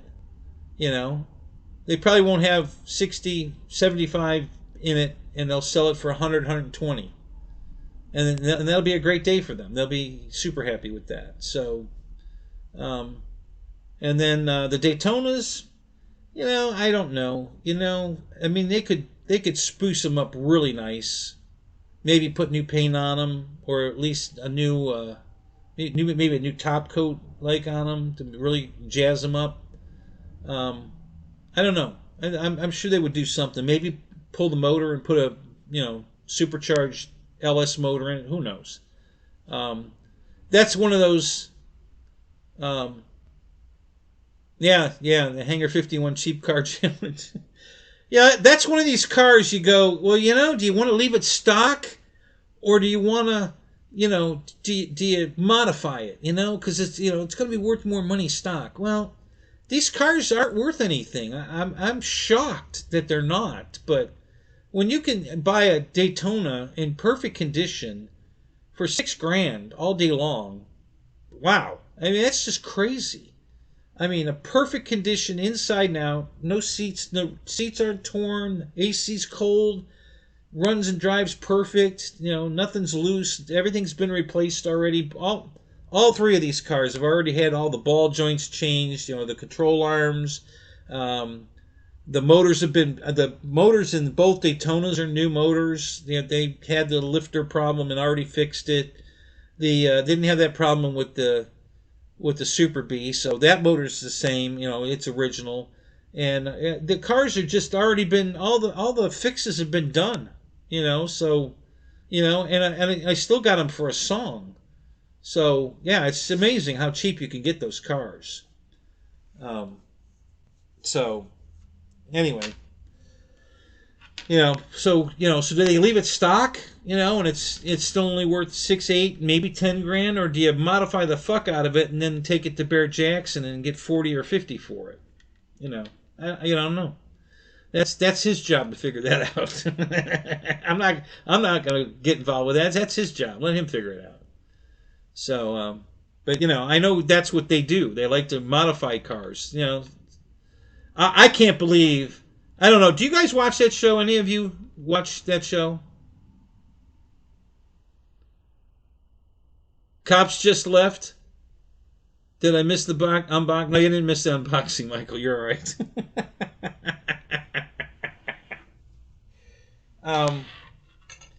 They bought a pristine. Yeah, the Tucano is what we're gonna unbox another Tucano. They bought a pristine Chevelle, about a 70, I think it was 70, 71, was gold, Krager wheels on it, a white Landau or white vinyl roof on it, in perfect condition inside and out. I mean, perfect. And they bought it and cut it all up and modified the shit out of it. And I'm like, why would you take a car of that value, that beautiful, and cut it up? You can go buy a piece of garbage, it's a rusty shithole, and hang aftermarket fenders on it and modify the shit out of it and turn trash into a treasure. Why take a treasure and destroy it into a possible bigger treasure? I don't think it's going to go that well. They're going to try to sell it at Barrett Jackson, I guess this month, January. And I don't think they're going to get their money out of it. I really don't. I think they would have got more money out of it leaving it in stock. If they'd have just spruced it up, you need a good buff and shine and, maybe a little interior cleanup and work on it. There were some things they could have done. Maybe new taillight lenses in it or something. Something to spruce it up, make it look really, really good. I think they probably could have doubled their money on the car. But instead, they cut it all up and modified the shit out of it. And I'm like, you didn't need to start with a perfect canvas. You could have started with a rust bucket canvas and done that to it. Why would you do it to a perfectly, bone stock, garage kept cherry original Why would you cut that up and turn it? It just doesn't make any sense. I think the guy's a lunatic. That just made no sense. So there were just 1,000 Chevelles he could have bought that were old projects that somebody never got a chance to finish, and turn one of those into that, modified, not a pristine, perfect motor. They took the motor out, put an Ellis motor in it, perfect running motor. It was a 396, I think, maybe. And just, why would you do that? Why would you take a perfectly good car, that has, I mean, he paid a lot of money for the car. I think he paid $27,000 for it, which is a lot of money, but not for a car that caliber. He made a deal that he could have sold the car and made money on it without doing any of that shit to it. But he probably invested $60,000 into the 27 he already put in the car, to turn it into this rat rod thingy and now he's got to try to go get $100,000 out of it. And if he doesn't break 75, 80, he's going to lose money on the car. I don't know. That didn't make any sense to me. I didn't understand why. Why would you do that? But anyway. So that was what happened with that car. So anyway, after thinking about it and all the projects I'm working on and things I'm doing, and when am I going to get to this Camaro to make it look like this? And I'm like, it may never happen. Honestly. And I might not live long enough to make it happen. And, so the market seems to be pretty good right now for selling this stuff. So I'm going to just take a shot and see if I'll easily make my money on all these cars. I bought them all right. I didn't pay too much for any of these cars. So I'll double my money, no problem. But that's not going to be good enough. I want more than double, before I'd let them go. So we'll see. We'll see if he steps up. If he starts throwing numbers at me in the 60, 80,000 range, or 100,000 range, I might just let him have them all. That'll be 5, 6, that's 7 cars now. Yeah. Then 2 of them has the potentials for bringing over 100,000 each. The 56 sedan delivery and the 67 Camaro. After they hot rod the shit out of them, will easily bring 100, 125 each. And then the other ones, whatever they want to do to them, they could literally lose money on those cars and still make money on those 2. So I don't know. I have no idea. I just figure out I'm going to throw it out there. If I don't like the number, I'm not going to sell them. I'll just tell them now. No, I'll keep them. Thanks for the offer. Appreciate it, but I'm going to keep them. And see what they say.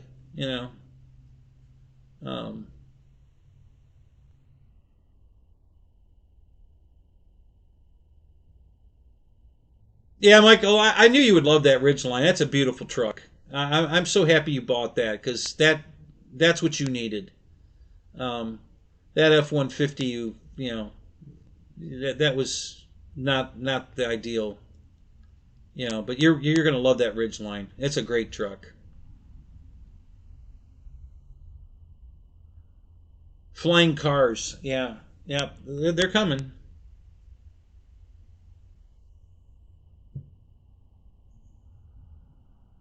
Yeah, well, listen, I was just talking to a guy today. Listen, everybody I've talked to, this is amazing.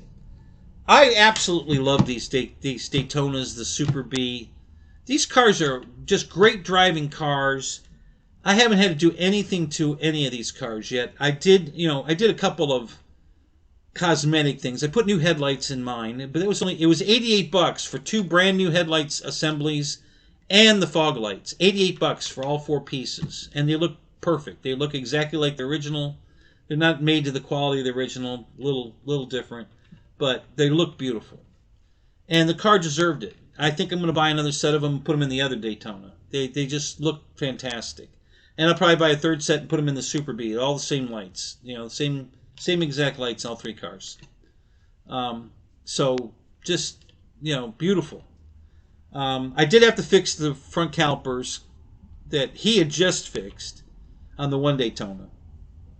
He did, after we made an agreement the guy went out and spent all this money. I mean, after we agreed on $6,000, he took it down to the mechanic shop and had him put all new brakes on the car, pads, calipers, and rotors on the car, and then he went to a used tire store and put 4 brand new, takeoffs on the car. There's no 2 tires that match. They're all 4 different brands. They're all the same size, but they're all different brands. Which I thought was kind of funny. But I didn't ask him to do any of that, and he just did it. So it turned out that the calipers they put on the front were terrible. They were garbage refurbished calipers, and they were garbage. And so I had to replace both calipers on the front. And I went ahead and replaced both brake lines in the front. And that's the only kind of repair work I've had to do on any of these cars so far. Was that. So that was about $250, I guess. No, probably about $300 that I spent to replace the calipers and the brake lines, and the car's perfect now. And other than just cleaning them up, vacuuming, doing some ammonia and water for scrubbing the upholstery, guys. If you want to get stains out of your seats in your car, 50-50 ammonia and water. Just you put it in a bucket and a sponge or a rag, and it'll clean your seats up to look like brand new again. It takes anything and everything, coffee, whatever the stains are, it brings them all out. The only problem I had with one coffee stain is I think they had a lot of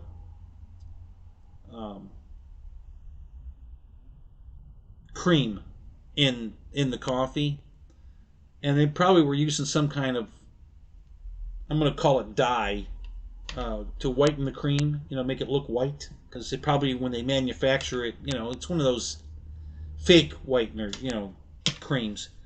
It probably doesn't come out of the mix white. And then they add the color to make it white. Well, I think that got into the material of the one seat and left a kind of a lighter black area. That there's a round circle that's lighter than the rest of the seat. So I think that might have kind of like tried to dye the seat white, somewhat.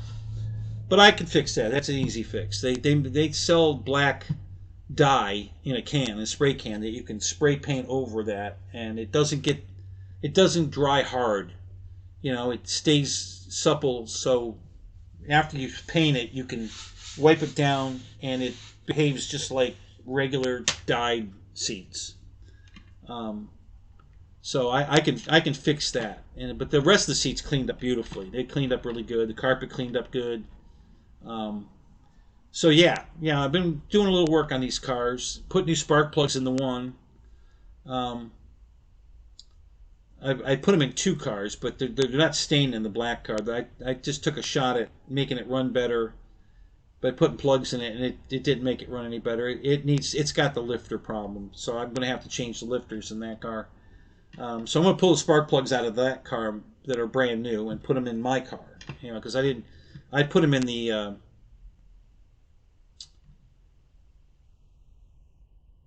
I put the whole set in the other Daytona because it had a miss when I bought it, and I didn't know where the miss was. I found the miss. I had coil packs. They bought a package of 8 coil packs, but they only put 5 of them on. They didn't put the other 3 on, and they were red. So you got black coil packs and then 5 red ones, and I'm like, okay. So I pulled all the plugs, put all new plugs in the car, and put all 8 red coil packs on the car, and the motor runs perfect now. Runs like a Swiss watch, perfect. So I'm going to do that. My car runs perfect too, but it probably needs spark plugs. So I'm going to put plugs in it.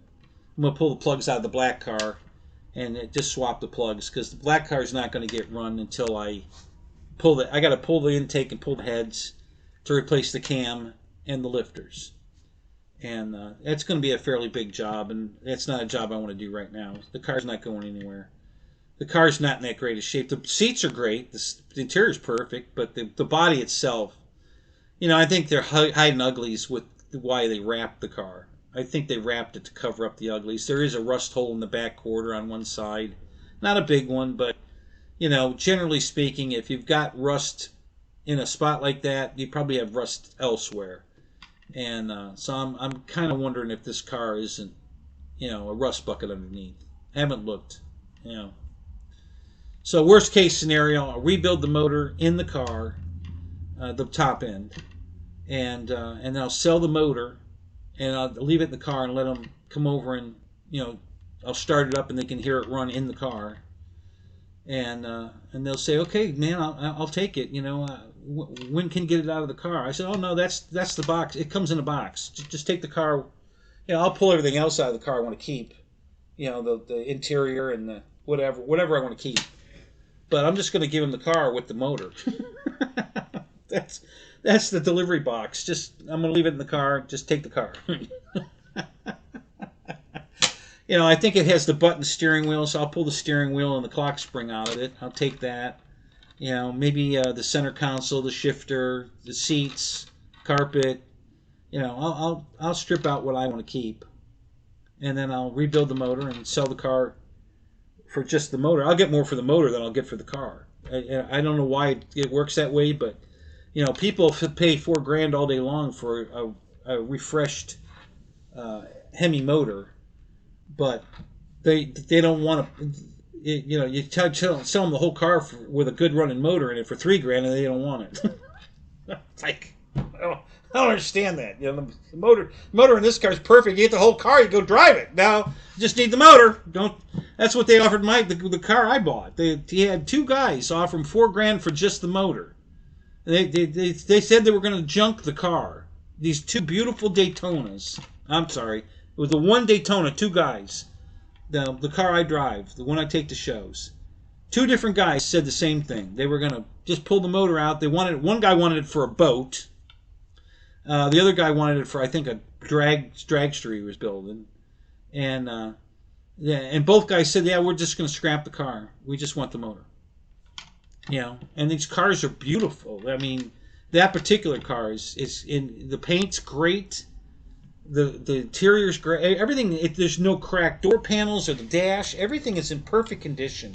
It's a beautiful car. I would give it, you know, the interior's a 9 out of 10. And the body, the paint on the body has a couple of little spots where it looked like they'd taken a scrubby from your sink, you know, for dishes, and tried to scrub something off the paint, maybe tree sap or something, and they left, you know, a mark. And I could fix it. I haven't gotten around to it yet. I can buff it out. But right now, the paint's 8.5, and I think after I buff it, it'll be a 9. You know, the paint's 9, the interior's 9. Good wheels and tires. I mean, you know, brand new headlights. It's, you know, it's just a great car. Drives perfect. It's a great running car. Air's ice cold. You know, there's just not, and I can't believe they don't want, all they wanted was the motor. You know, and it's not just your everyday Charger. It's a Daytona. You know, it's a numbered car. They only made 4,000 of them. You know, and both of mine are under 1,000. They're both, one's a 643 or something, and I think the other one's 800 and something out of 4,000. So both of mine are low number cars, you know, and not that matters. I don't know what that means, if anything, but anyway, just, you know, I couldn't believe that they didn't want the car. I wanted the car. Hell, if it had a blown motor in it, I'd still want the car. I'll put another motor in it. I want the car. You know, and these guys didn't want the car. They just wanted the motor.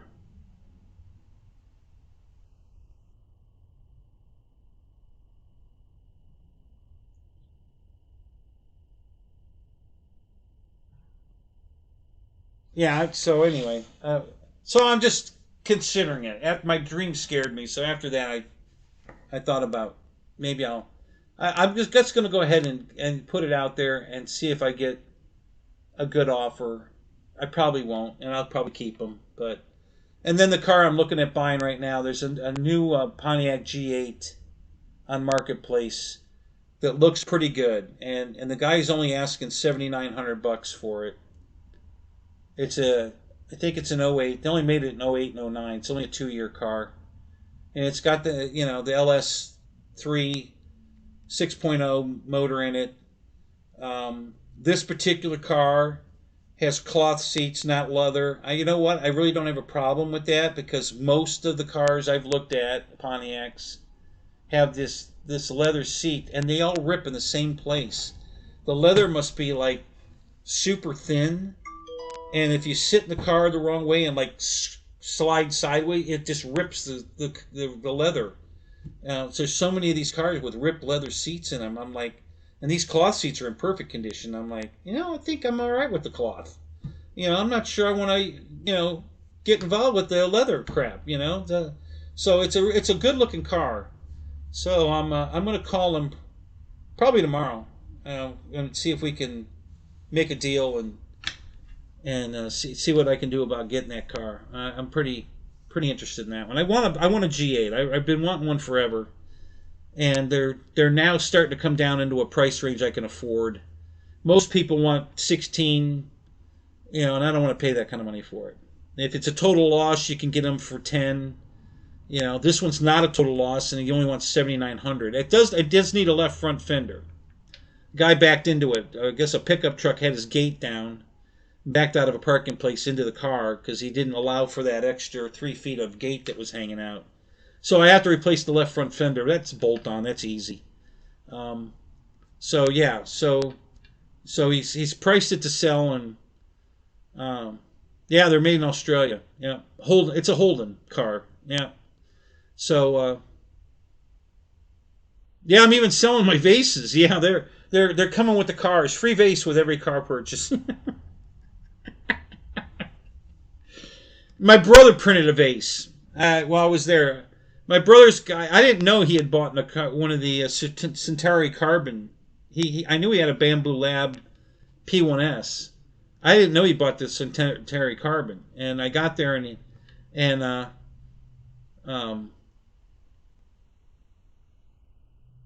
wait, it's Craig's saying 6.0 G8 runner, and that has ran off. It's Kenny. Hard to find parts for it. Suspension parts. Anyway, really? Why would it be hard to find parts for that car? I mean, all the Impala, the police Impalas are the same car. The G8, the Chevy SS, the police Impala. There's a lot. It's just all the same car. The Ute, the the Holdens. I can't believe it'd be hard to find parts for that thing. They're all the same damn car. I would think it'd be easy to find parts for that car. So the SSs, if you want to get a Chevy SS, they're in the 42,000 range. I mean, they're outrageously expensive. Those cars. The Pontiacs, in good shape, run in the 16 to 20,000 range. Some are even 20, 26. I've seen them. And then if you find one under 10 grand, it's usually a total loss car that's been rebuilt. But this one is $7,900, and it's not a total loss car, but it does need a fender. So I'm interested. I'm gonna go take a look at it. I'm pretty interested in that one. We'll have to take a look and see. Yeah, the GTO also same front suspension anyway. Yeah, the GTO. Yeah. So I can't imagine that being hard to find. I hadn't looked into that, but All right, I'm going to go to the bathroom, and then because the box that we're going to unbox, the Tucano, is by the front door. So on the way back in from going to the bathroom, I will grab it and bring it in, and we're going to do an unboxing. So stick around. I'll be back in. Well, you guys know it takes me a little longer than the normal because you guys forget how far I have to walk. It's the garage alone is 60 feet, so that's 120 feet just to go in and out of the garage, not over to the house, in the house, to the bathroom, back out. It's not just it's not like the bathroom's right there. All right, so we'll be back in a little bit.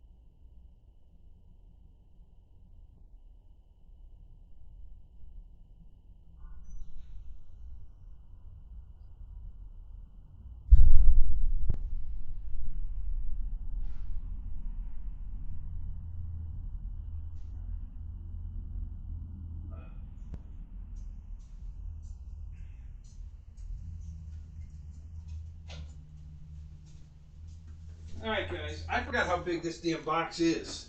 Man, this thing is huge. Alright, let me move the... I gotta move the PBY, so let me see.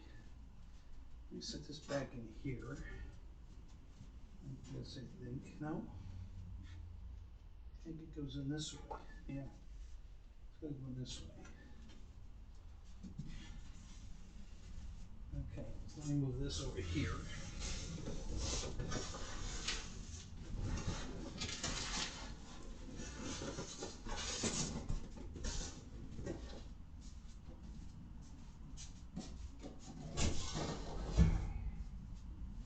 Okay.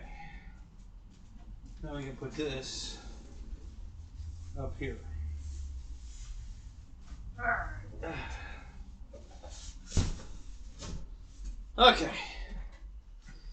Alright, what did I miss? What's going on over here? What's pulling me up? Okay.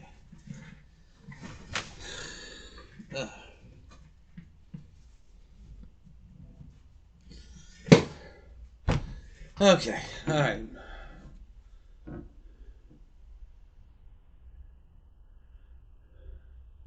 Oh, Christ, Michael, I haven't even had the PBY that long.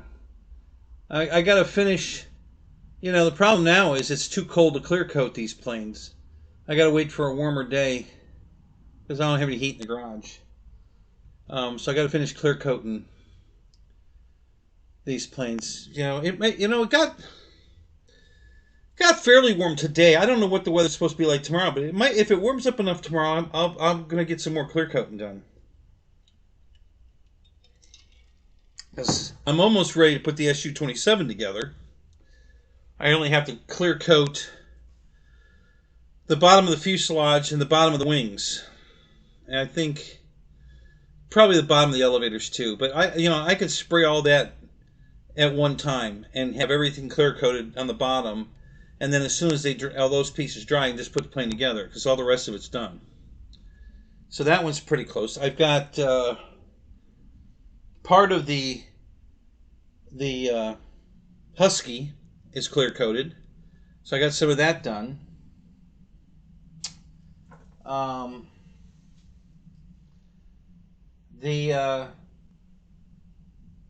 Let's see, what else? The F-16 is completely clear coated and assembled. That one's ready to fly. I have to finish clear coating the extra 330. It needs just needs a touch-up spot on the wing. So I have to just fix that. That's a quick, simple fix, and then that's done. That's already assembled too. I just have to touch up the wing in one spot. Let's see, what other planes? The Decathlon's cleared. That's done. That's already assembled. Flown that. I've already flown that. So yeah, we're getting there. We're making progress. I got to get a couple more things. So the PBY is going to get cleared next. So we'll see how that goes. So we're gonna work on that one, clearing it next, and get it put together. So.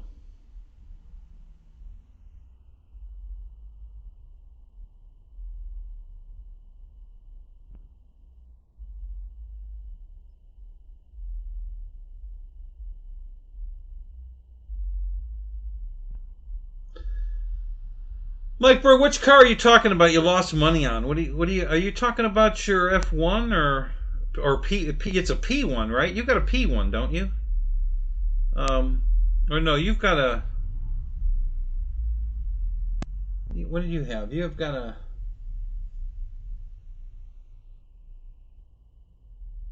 Shit, I forget what you have. I can't think of the name of it right now. McLaren. You've got a McLaren, right? You lost money on that? Is that what you're talking about?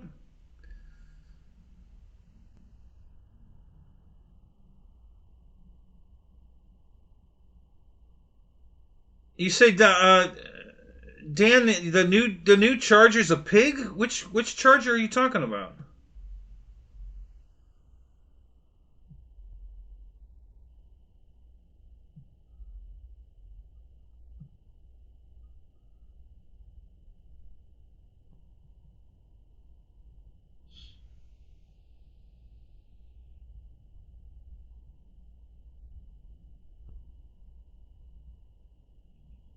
Yeah, Craig. Right now, I don't care about the tires being mismatched. I'll get new tires for it. Probably summertime. It drives fine. I'm not doing any performance driving or doing anything with it. I'm not racing it right now. I am going to buy some race tires because I want to get to the drag strip soon. But no, I'm not worried about that. I'm going to get. I just missed a deal. They had some deals I was running at Christmas at Tire Rack, and I missed them by a day. So I'm sure they're going to have another sale soon. I'm just going to wait for the next sale, and then I'm going to buy some tires. I have my own tire machines, so no problem mounting and balancing them. Um,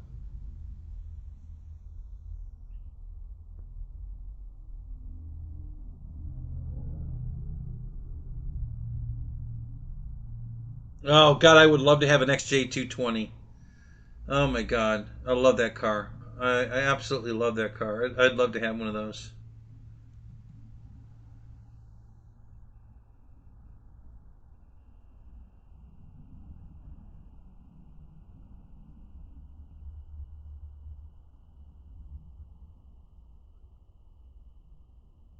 So you love your McLaren? Okay, well that's good.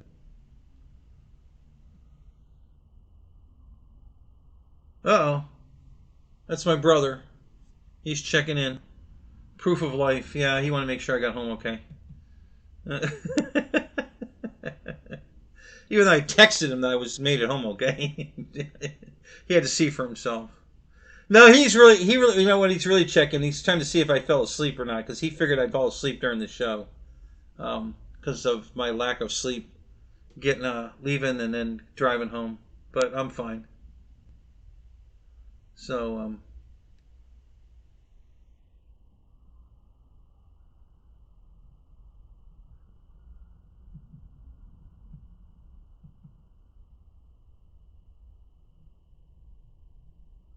just catching up on the chat here. Hang on a second. I'm almost done.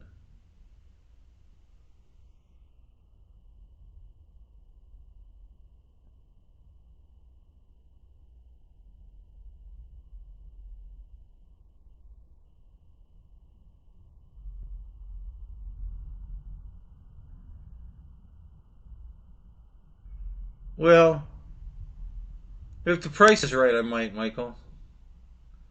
Because I have so many project cars and project planes and project, the man cave. I got a lot of projects. I'm thinking about downsizing my projects a little bit.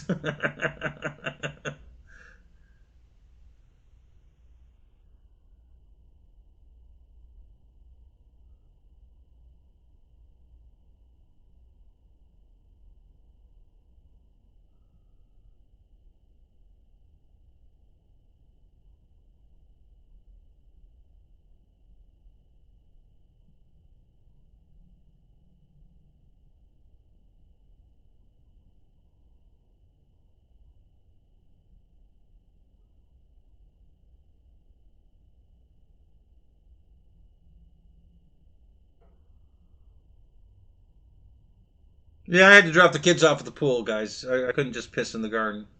This time I had to drop the kids off in the pool. So it took a minute, but I'm here. Yeah, not yet. There will be sinks. There'll be a couple of sinks in the hangar when I'm done, but right now, no. I don't have electric.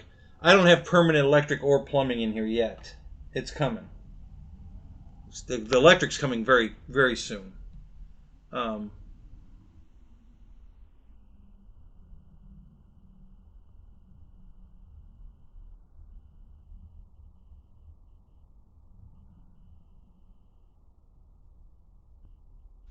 I guess there's zoom. Yeah, Spencer's zooming tonight. Yeah, there's zooming right now. Um,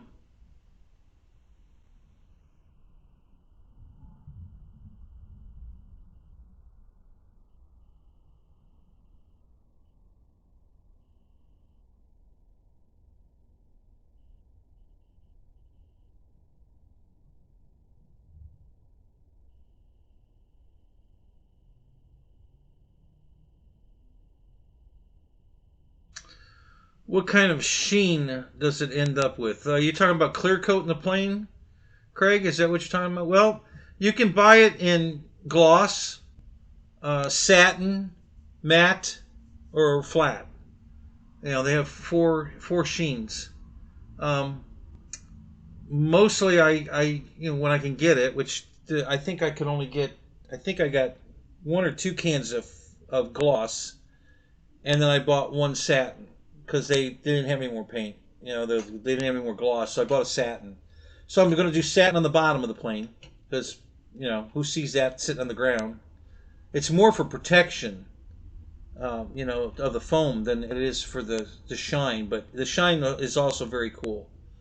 And then I'm going to put the gloss on the top of all the surfaces, and the satin on the bottom. And but yeah, I think they offer 4 different sheens, so you can pick what you want.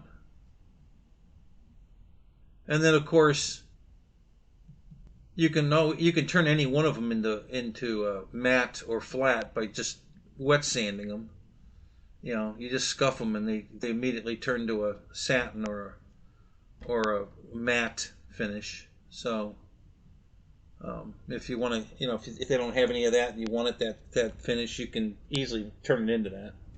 So yeah. All right. So let's get to the unboxing of this. Now I think you guys, if you remember the last one, I've already unboxed one of these. So my main objective tonight is I'm not putting it together. We're going to put it right back in the box.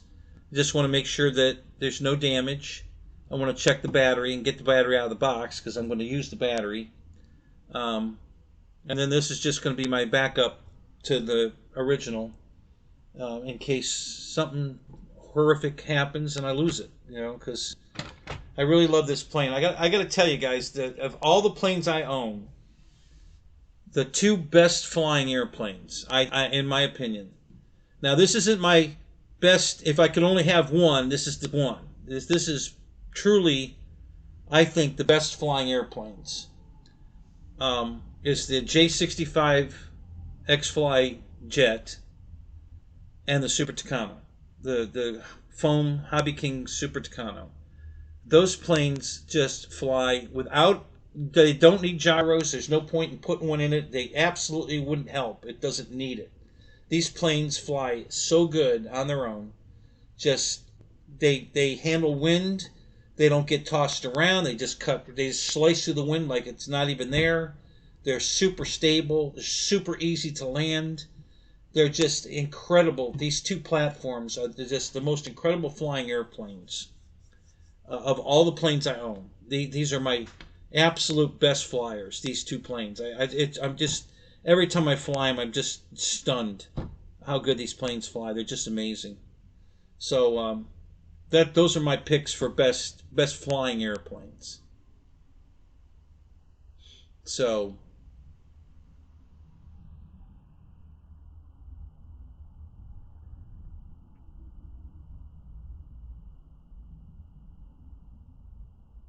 who was what? Paul was at Jeff's on Friday. Paul McNatt McNatt. Shit, I can't think of his last name at the moment.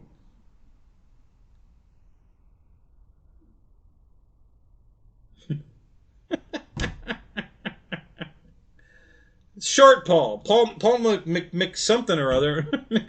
McMuff. I can't think of his last name at the moment. Oh, that's funny. Avanti 80mm. Which one, Mike? The FMS one, the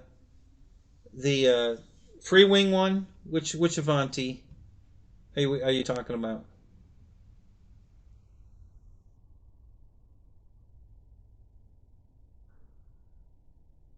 The free wing one.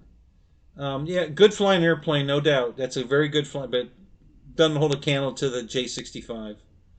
I mean, just his overall stability, honest, flying like a real. It looks real in the air. Avanti's a great flying airplane. Not knocking that a bit. I've had 3 of them. Not the greatest quality. I'm not a big fan of free wing. I'm sorry, guys. Just never really thought their build quality was great. It's good. I like the plane. That's why I had 3 of them.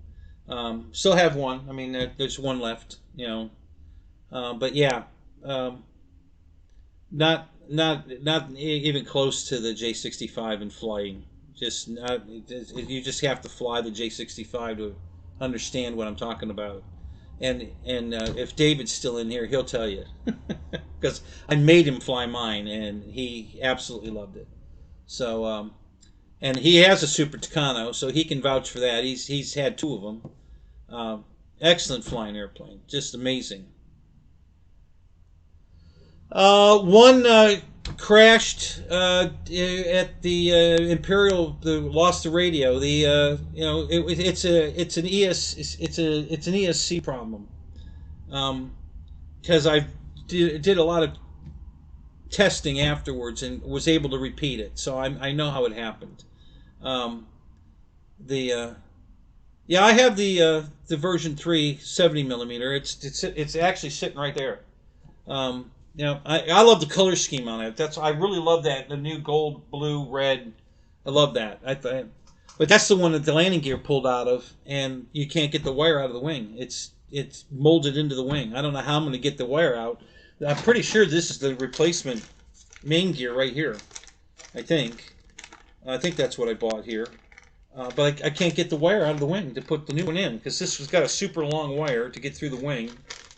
But I can't get, I don't know how I'm going to get in there without destroying the wing. I mean, I can cut a slit in it, but I don't want to have to do that. God, I'd hate to because I love the paint on that plane. It's a beautiful airplane. But, again, not near the flyer that the J65 is. Just not. You guys, if we're ever anywhere and you want to fly it, I'll let you fly it, because you just aren't going to believe how good this thing flies. It's just amazing. And the Super Tucano is the same thing, and everybody on every show I've watched people I don't even know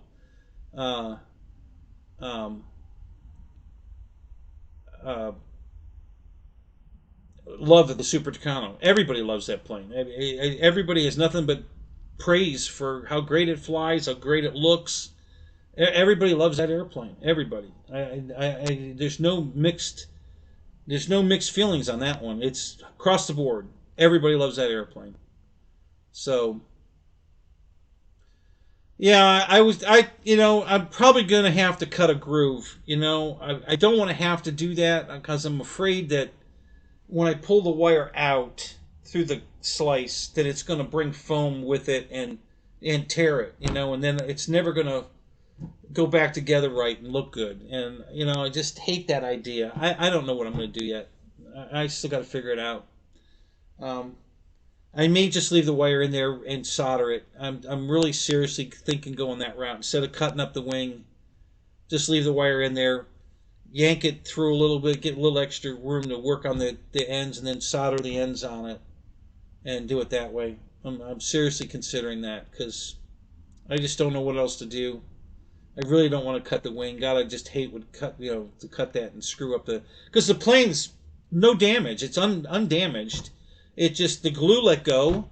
It was at Bigfoot, and the glue just let go, and the landing gear pulled out of the wing, and it got hooked on there's some rough rocks at the end of the runway there, which didn't damage the foam at all, but I guess the landing gear got hooked in it, and the plane kept moving, and it just it's a really fine wire. I mean, it's a super little tiny fine wire, and it just ripped the wire right out of the plane. And so sucks. But I just I never, it didn't think twice about it. I just ordered another gear, wasn't worried about it, no big deal. And then I go to put it in, and I'm like, what how the hell, I can't, there's no way to take that wire out of the wing. I'm like, holy shit, now what do I do? So that's why I just set it right there. until I figure out what I want to do and get, again, another project I need to work on. Not a big job, not a big deal. It's a simple, but it's just added to the list. Which one do I do first? And it's So my red and white T28, you can almost see. I could turn the camera, but it's sitting on top of my car right there. And same thing. One of the main gear is out of it. And I've got the replacement gear. It's in a box right over there on the shelf. Just have to put it in. That's a 5-minute job. I don't even have to, cut wires out or anything. Just, unplug it, plug it in, and just another one on the list. So that, just, I just have a lot of projects, a lot of little tedious little projects that add up to a lot of work. I mean, if I fixed every airplane that needs a little bit of attention, my Albatross fell off the plane stand. It didn't really damage the film at all. All it did was it knocked that little black plastic nose piece off the nose of the plane. It had 2 drops of glue on it. It, popped off the glue. So I got to glue it back on. Again, not a big deal. But just one more, just add it to the list. I have so many of these little tiddly bullshit repairs to do on so many airplanes that. And then I've got some bigger projects like the B-17's all built, ready to fly, except for the, I have to put the bottom turret on. And I don't want to glue it on, I want to put it on with magnets. And I got the magnets. They're here somewhere. So I've got the magnets, but I'm going to have to drill, or cut little holes in the plane and in the turret and glue the magnets and make sure they're all going the right way so we don't have them repelling. And then, let the glue dry, and then I can, snap the turret into place and we're ready to fly. Same thing. Just one more little project I got to do. So, lots of projects. Got lots and lots of projects. On top of building this, I've decided... While I was up at my brother's, I had a lot of time to think. So I was thinking about what do I want to accomplish first? What's the most important thing? Well, finishing this room, I think, is top shelf. But to do that, what I have to do first, I think, because I think I can do it quickly, and it's going to make it easier to prepare this for final drywall and paint. I want to get the new lift moved. Now I have to get the sofa that's sitting right here and the TV stand behind the sofa and maybe the fireplace, although since it's got a heater in it, I might leave it down here for now. I want to get them upstairs, and I'm going to use the lift because the lift's right next to the upstairs, where I can put the sofa on the lift, take it up to level with the upstairs, and just pull it off off the lift and into the upstairs. Simple. So I want to move the couch and the TV stand upstairs. That gets them out of here. That's going to give me a lot of room. So I got to do that. That's the first thing. Then I'm going to move the lift out and put it where it's going to go. So I got to kind of rearrange things a little bit. But I think I can do that in a day. I think, honestly, if I just move things around quickly and get everything where it's going to be, and then I can put things back, put them away where they're going to live from now on. I think I can do that pretty quick. And then that way, if I get that done, I can put 5 cars in the garage. I only have 1 in here right now. But if I move that around and get everything situated, I can put 1 on the lift, 1 under the lift, 2 under the apartment area over here, and then I can pull 1 in up the middle between the lift and the cars parked underneath the overhang. So I can get 5 cars in here. And that's going to help tremendously. Because my lawnmower's been sitting out in the weather for 3 months now. Because I don't have a place to put it. Ever since the lift got put up, I haven't been able to bring the lawnmower back in the garage because it's in the way. Now I could lift the lift up and roll it under the lift and get it parked over here. But there's a bunch of crap over here I got to move. So it's just, it's just a lot of... Where do you start? I need to do this, but I need to do that, but I need to do that first, to do this, to do that, to move this, to over that. It's like, oh my god, what? So anyway, so that's my plan. I think maybe tomorrow, start tomorrow. I gotta call the guy on the G8 tomorrow and see if we can work something out. I may go get it tomorrow if he'll take PayPal. I'll go get it tomorrow. If not, then I'll have to go get it Monday because I'll have to go to the bank. But I'm pretty sure I'm going to buy it. Not 100%, but I'm 99. Pretty close. I'm almost positive I'm going to buy it. And then I need to make a closer toilet. Yeah, I got to put the toilet in upstairs. That's upstairs. That's next. After I get all that done, I got to put the bathroom in. Because that's the first thing going to be built upstairs is the bathroom. So that's next. Yeah, put a closer toilet. Put the lawnmower in the living room. Yeah. No, I don't want to put a lawnmower upstairs. That wouldn't be good. So, and I think... I know it'll live in this area over here where the third car is going, but that's a disaster right now. There's so much crap in there that I got to move. We're not even thinking about that right now.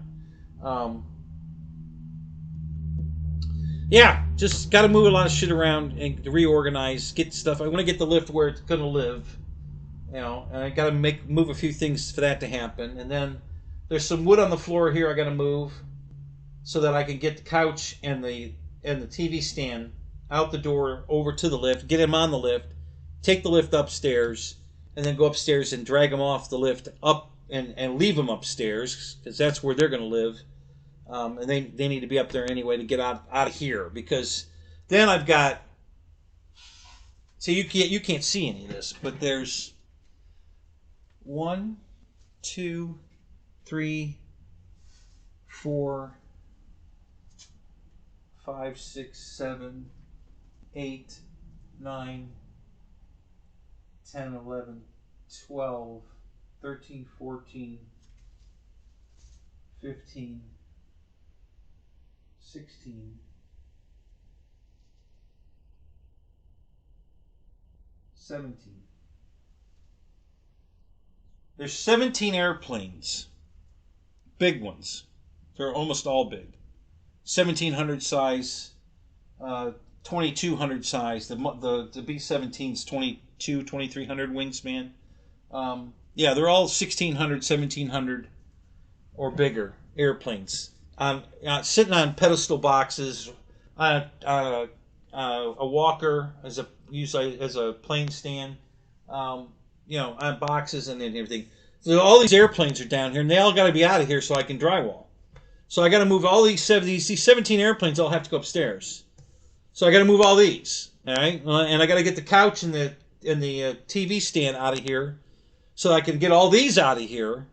And then the only thing that's left in here are these 3 tables. 1, 2. Okay, 2 tables and 2 desks.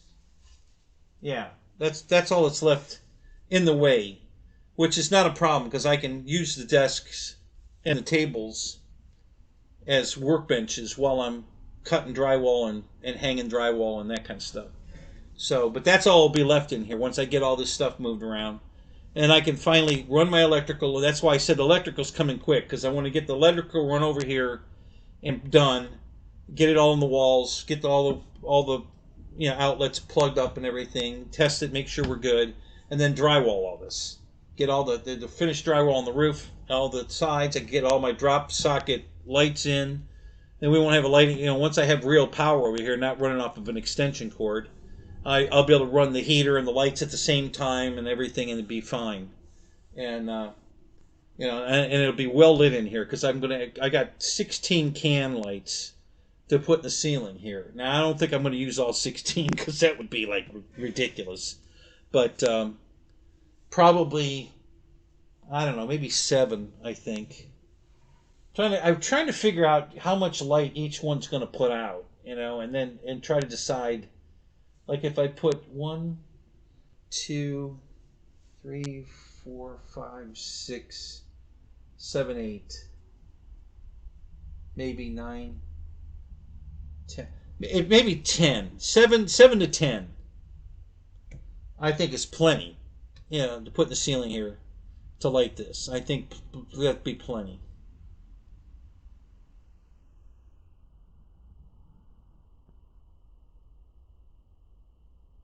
Put the TV stand in the yard and bring the lawnmower in.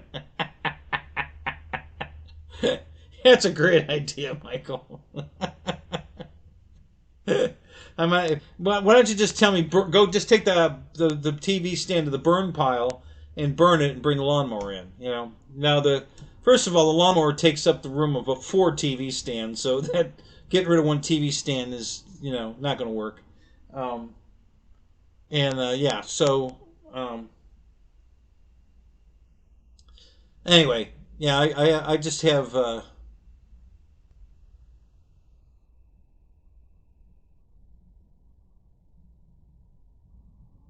What's the?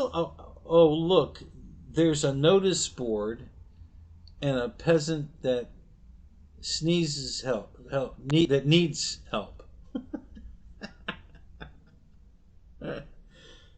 Okay.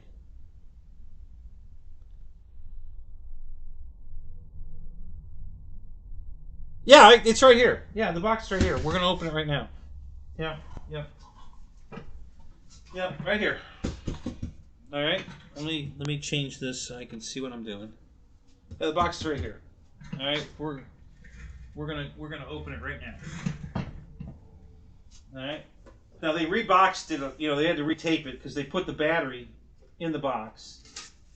And I have no problem with that. That's a great idea. That Motion used to do that. I don't know if they still do because I don't buy from Motion anymore, but they used to do that all the time. I'd buy batteries or parts, and they'd open the box up of the airplane I bought, and they put the parts in the, they wrap them up neatly and put them in. I'm like, it's genius. Why not? Why not? I'm sure there's room in there. Why would you put it in there? And every time I order stuff from Hobby King, they never do that. They never put anything in the box. They, just like, same thing with this. Although, those batteries would have fit in this box. For sure. They would have probably had to wrap them up or something, but, they could have put those batteries in this box. But they didn't. So that came U.S. mail, and this came FedEx. So 2 separate boxes.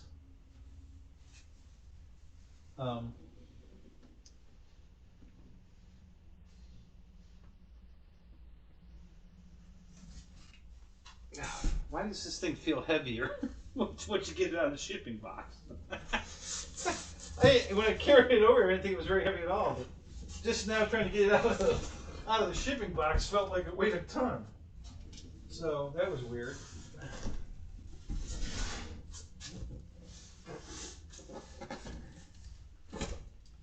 All right, let's see if it's taped. Let me flip it over here and see if there's any tapes on it. Yes, there are. Okay.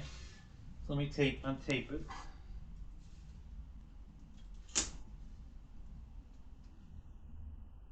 I don't know if I want to pull the tape off this cardboard box. I might ruin the finish on the box.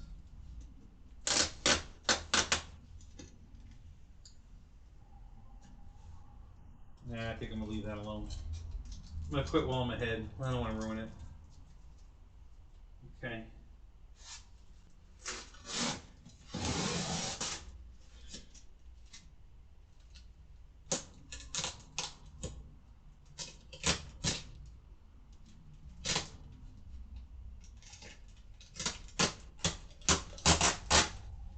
Nope. I think I ruined it on that side. Shit.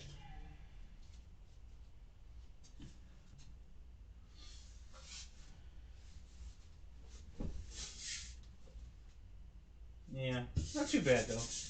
That'll be all right. That doesn't look too bad. All right. Okay, I think that's the only tape on it. Let me look. Yeah. Okay. All right. Put the knife down. Get the lid off.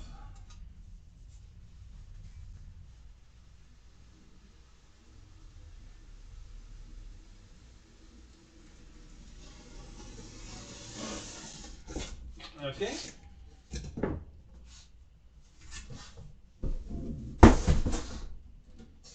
got a piece of cardboard just protecting, you know, the airplane. All right, we'll throw that over here. All right, so here's how it came. Let's stand it up and show you.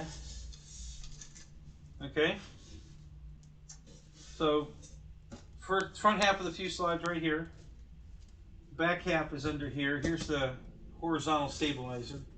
Here's the rudder underneath the stabilizer. They're all individually bagged, and then they're taped in place to hold them. So there's a piece of tape going across here holding this. And there's tape over here holding that. So they have it kind of taped in to keep it from moving around. I would say this is probably the battery, unless it's on the bottom. No, not on the bottom. All right. So let's see if we can figure out where the battery is first. Because the battery's got to be in here. And it had to be an afterthought. So they put it in here someplace. Here's the instructions. Okay. There's a block of foam. I don't know what that was for.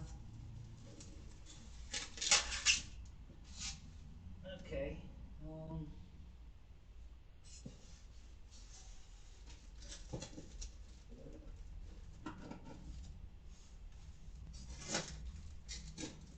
All right, let's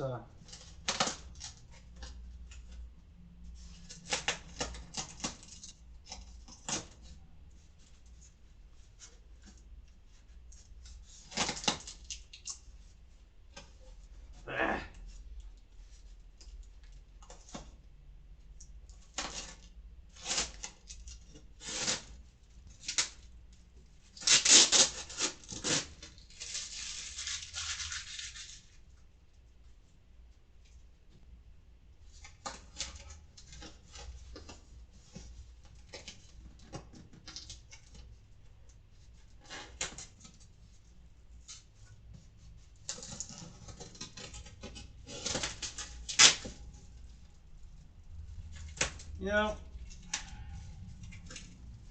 I have a feeling the battery's not in here. Unless it was packed from the factory.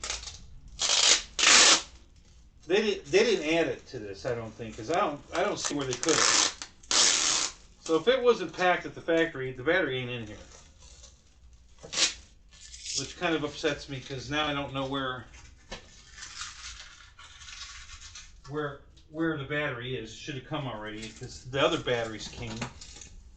Hell, they could have put it in the box with that one if it wasn't coming with this. Ah! Alright, it is in here. It's taped in. It was installed at the factory. They didn't retape this stuff. It was already promised when they put the plane in the box at the factory that it was going to come with a battery. So here's the battery. It's taped down here. I'm just gonna get it out of here. Oh, it's not taped. It's glued in. It's hot glued in. There we go. All right. Yeah. All right. Let me sit down over here for a minute. Let me sit down. My back hurts. Ugh. All right. So let's take a look at this. So here's the hot glue mess to put the battery in the box. That's funny. All right. So let's open this up. I have a feeling this battery's going to be pink. You know, like I said, that seems to be their corporate colors. You know, pink. Maybe a woman owns the company. I don't know. I just have a feeling this is probably going to be pink. Okay, more stickers. We got one more little one and one more big one. Okay, more stickers. Okay. Let me just throw the box over there. Yeah, and it's pink. Just had a feeling it was going to be pink. More battery directions. Now this one's taped, all wrapped up and taped. The other ones weren't. They were just slid into a bag. This one's actually wrapped up.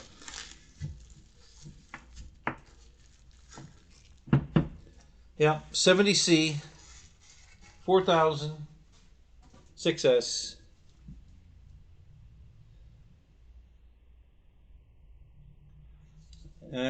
Nice looking battery. There you go. All right. So,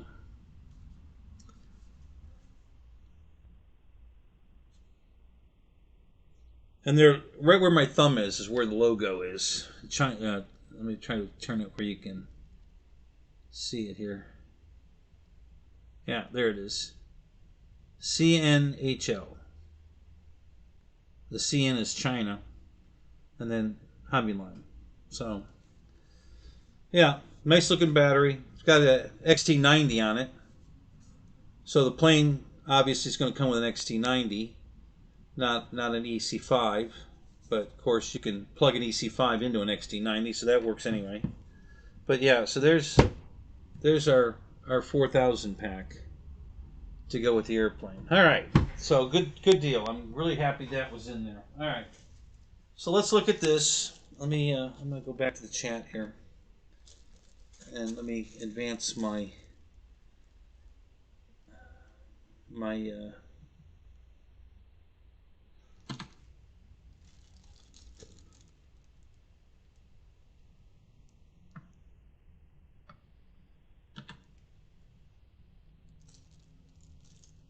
it's always behind a little for some reason. Anyway, okay.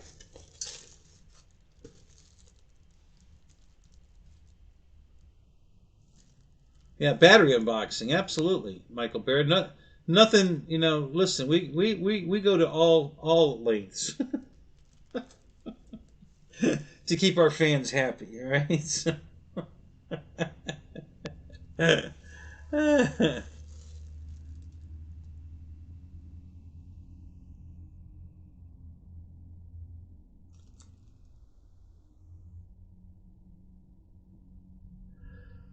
on box of plane says China. No, I don't think the box does say China. Oh yeah, it does. Right on the end of the box, it does. Yeah, yeah, it's got that logo on the end of the box. No shit. Wow.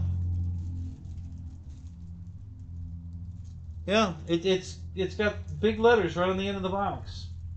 So they had that added to the box print when they printed the box. It's got China Hobby Line logo right on the end of the box. Big letters. Very cool. I don't think it's a sticker. I think they printed it. It could be a. You know what? It could be a sticker. It might be a sticker.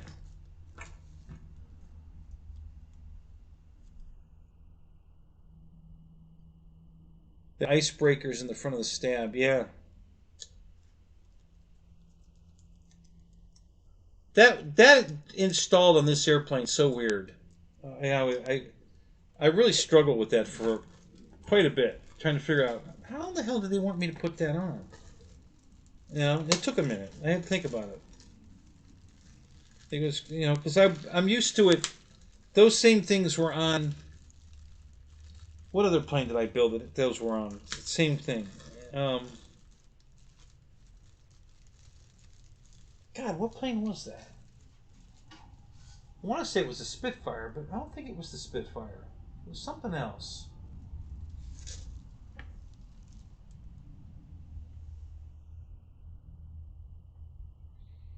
I can't remember. But it had that same piece on it, but it was installed differently. It was they did it a different way. The end result looks the same, but it was done differently. Okay. So we've got these great tapes on the end, and I'm not really sure what those are for. What are they taping over? I don't know. It's weird. So yeah, the control horns are already installed. Uh-oh. Are you guys there? I think we lost it.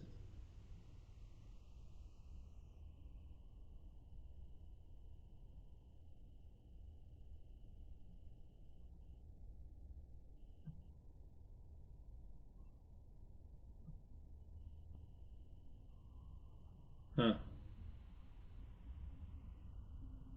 Are you guys experiencing any buffeting? Come on, I'm on a full tilt buff right now.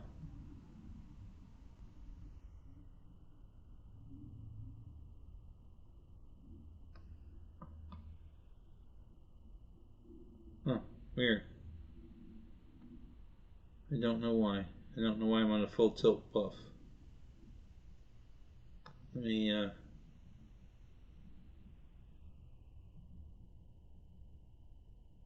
okay.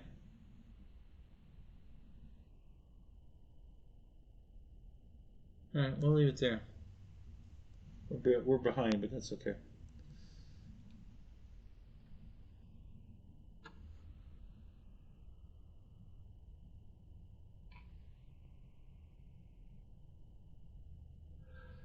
Oh, I haven't watched any of Robert and Blaz's videos. What are they putting together these days? What's their latest stuff?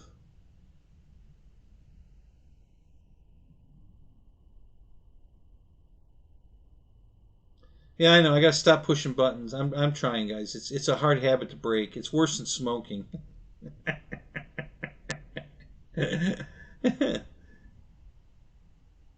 No, I'm the chat's not behind. I'm behind. I when I flip over, okay. So here's how the show runs. Just so you know, I have a picture over here. What you see off the side while I'm reading the chat, similar to what you see, but not exactly the same. And yes, this is running behind this picture here. Even when I get the thing all the way to the end, it's still running behind what's literally going on. So if I do Alt Tab and bring up OBS, this camera footage is live. Exactly what. So that's how when I hold this down in the camera, I know you can see what I want you to see because I'm looking at it live. I don't have to wait for it to catch up to see if I've got it in the right place. This is instant. So I can say that I want to show you this piece right here, and I know I've got it in camera.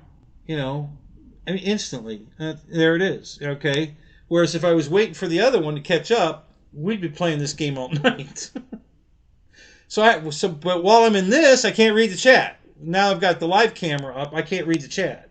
So that's how I get behind in the chat. Because then when I switch back, the chat's been running while I've been showing, and now I got to get caught up. So that's me getting behind, not my. It's not my footage. It's me. And that's just how. It's kind of how I have to do it when I want to show you something because I can't wait for the video to catch up while I'm trying to show it to you. It just takes too long. So anyway,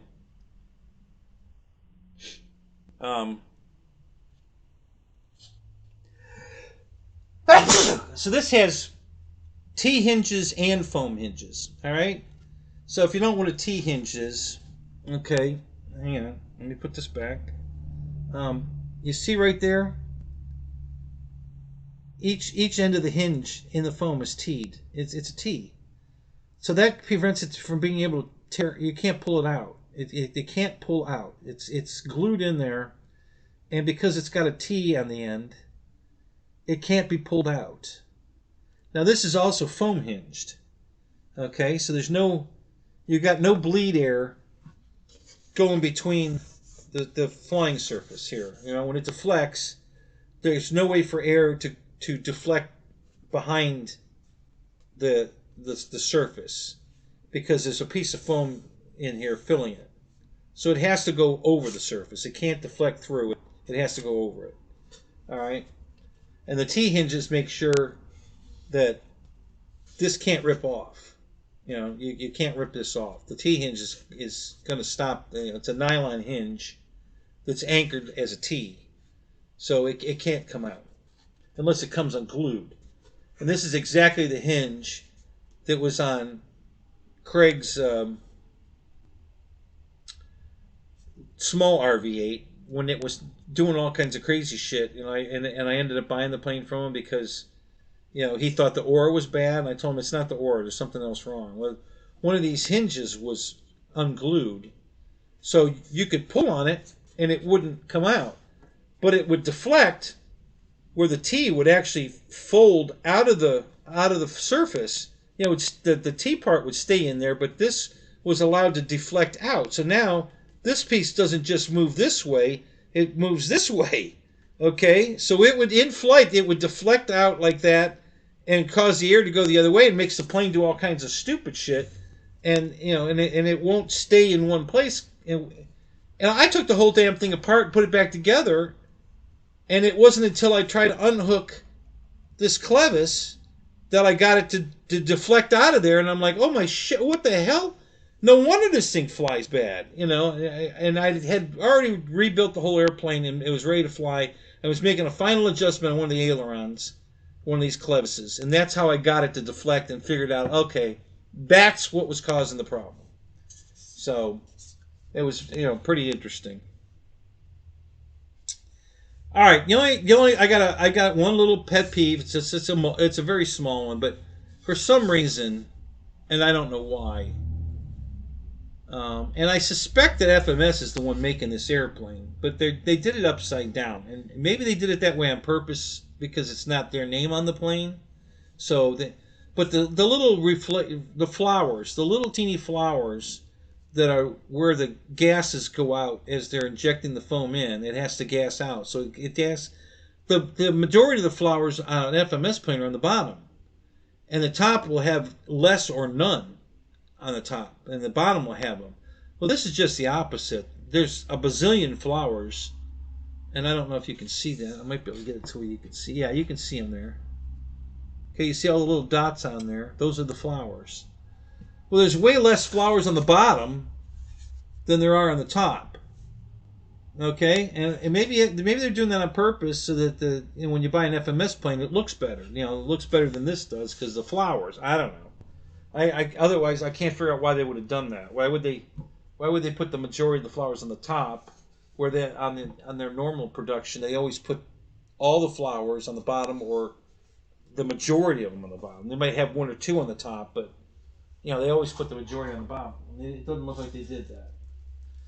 All right, here's the rudder, which is pretty big son of a gun. Okay, and same thing. It comes with the, you know, it has T hinges, and it's got you know, foam hinge between it, and it's already got a wire. The wire's already hanging on the bottom because the rudder servo is installed right here, and it's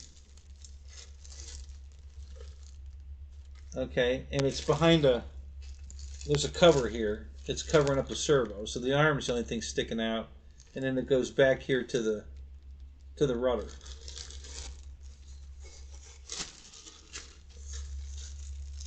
Okay, so this looks really good. A couple of very small nicks in it, like, you know, like a dent, like possibly there's a oh, that's one of the reliefs. Boy, what a bad spot that was in. Oh well. You bang it into something, and it's foam. It dents. You know, that's what the Minwax helps that a lot. It really strengthens the surface tension, so it's a lot harder to dent it. You know, shit just bounces off when you Minwax. So. But this looks good. I know there's a couple of small, little, tiny things. Nothing I'm going to worry about. Not that anal. So yeah, looks good. Looks real good. Let's put that back in the bag. Grab the next part. And again, the reason I do this on camera, and you guys should too. I don't care if you have a YouTube channel or not. Get your phone out and videotape yourself unboxing your airplane, because if there was anything here damaged, broken, big hole in it, they just saw me take it out of the box and open it. So they know it came that way. And there's your proof that, you know, no, you didn't crash the airplane. No, I didn't damage it putting it together. You know, you just saw me take it out of the box, and there's the damage. You know, so that's why you should always videotape your unboxings. And then if everything's good, you get it out of the box and it's all good, erase the tape. It's on your phone. Just delete it, and you know, free up that space and for the next video. But I highly recommend you do that, guys. It just you know, it's going to make a big difference later on. You know, if you have a problem, you got to show them what happened. You got it on video. All right, so there's these big separated. This is going to be a pain in the ass to put back in the box, guys. Oh my God, this is going to be a royal pain in the ass. Wow, I don't know how to do this. Yeah, no, that China Hobby Line decal on it's not a sticker. The box was reprinted. The same print on the box exactly, but it's been reprinted with the China logo on the end of the box. All right, now I don't remember if this was just in here as a support or if there's anything in this box. Let me just tear the end open. Yeah, there is something in here. What the hell's in here? Oh, that's the piece we were talking about. And then here's all the propeller blades and all the hardware. These tapes, which I don't think I ever put the tapes on mine. Come to think of it. All right, so there's a cardboard box in here, right here. Let me show you. Okay, so this box was the battery was glued right there next to the box, right down in here. All right, this box has all the goodies in it. I'll show you here. All right. So here's that piece we were talking about, the icebreaker, you want to call it, whatever. It's in front of the horizontal. And this is what was so confusing. I was like, how do they want you to do this? Like, if I remember right, it goes like this, which I couldn't figure out for the life of me. So this goes on here, and then this sits in front of it here.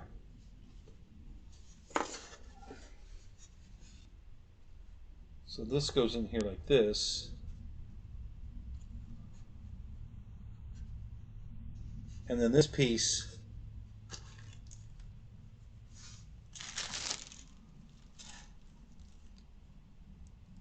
sits in front of it this way to give you that look of the scallops. I don't know what you want to call them in front of the horizontal. And it took me forever to figure out, how do they want me to put that on? I don't understand. But I figured it out. Hobby Cling Plane doesn't come with instructions. You got to look it up online. And I think it was at this point is when I finally downloaded the plans, because I couldn't figure out how that you wanted me to put that on. So once I saw it, I was like, oh, well, no wonder. Yeah, that's easy. I wasn't looking at it right. I didn't have my mouth right. I wasn't holding my mouth right. I was supposed to stick my tongue out to the left, and I didn't do that, so I couldn't figure it out. So remember that when you can't figure it out, stick your tongue out to the left, and then it'll come right to you. All right. So that's where that piece goes, and.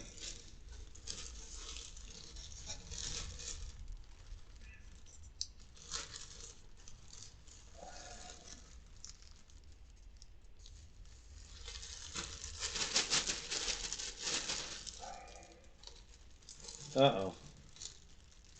There's a piece of tape on here. I think.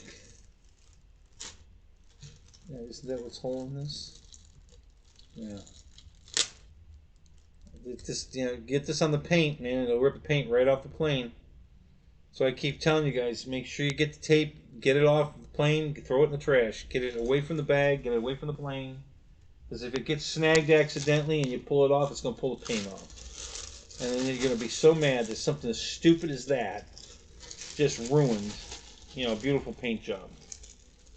So highly recommend it. You know, make sure you pull the tapes off and get rid of them. All right, so here's all the pieces to build the props, and these are the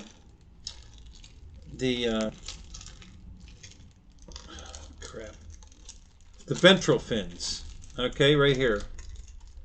And these are a bitch to put on. Boy, what a stupid plan this was.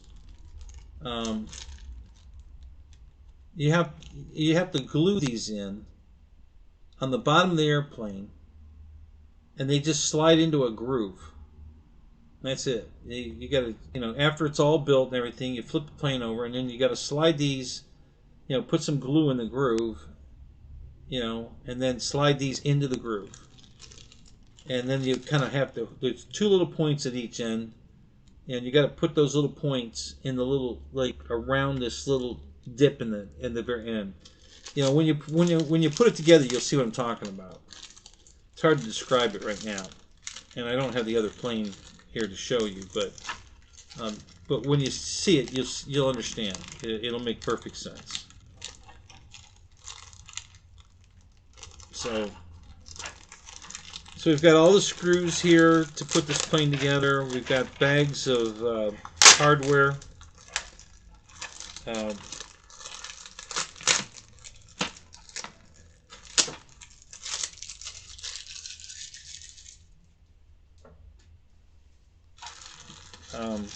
So yeah, the prop blades are here. It's a 5-bladed prop. These are the dorsal fins are here. And then this is all the rest of the nuts, bolts, control horns, block of aluminum rod, which goes in the middle of the wing. It's the center of the spar. There's a big, you know, it's not that big. It's about I guess a 1/4 by 1/4 aluminum bar, and that's when you put the two wing halves together. That's where the rigidity of the two halves sticking together comes from. That aluminum 1/4 inch thick bar. Okay, and then I guess I'm pretty sure these go on the bottom of the wing. I think once you install the wing and run the wires to come out of the ESCs, because the ESCs are, I'm pretty sure, are mounted in the wing on this plane. And maybe not. I'm maybe thinking of a different plane.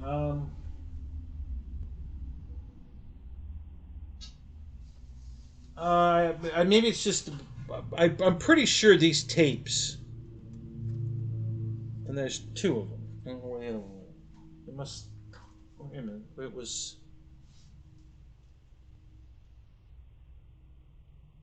I didn't bring a box down. What did I bring down?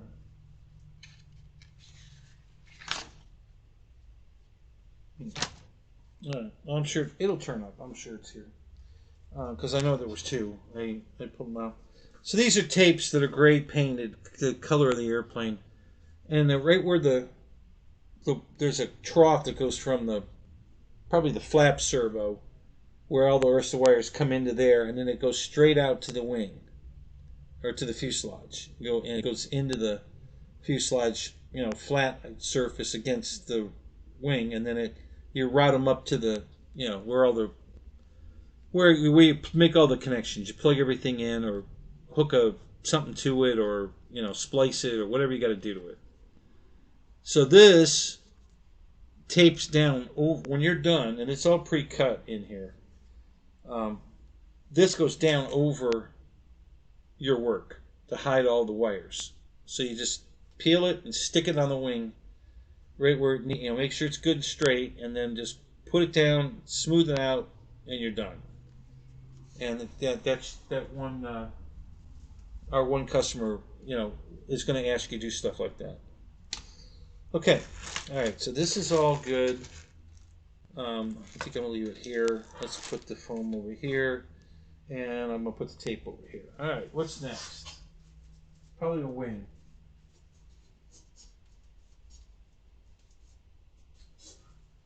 The problem with these wings is the way they put them in the box. It's damn near impossible to get them out.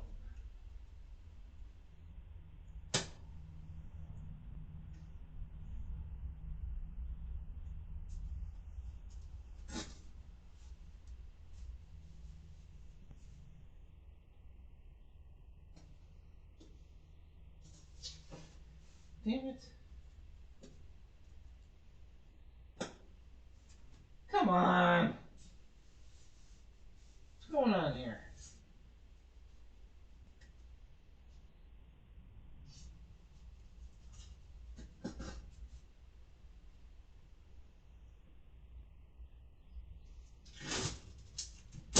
Keep letting go of the tape and it keeps sticking back down to the phone. Driving me nuts.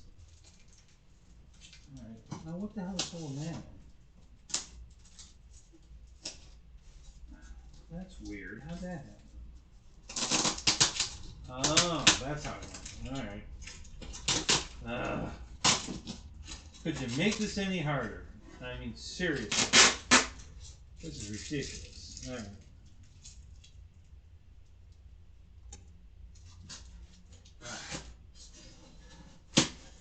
What, they hot glued in there too? Yeah.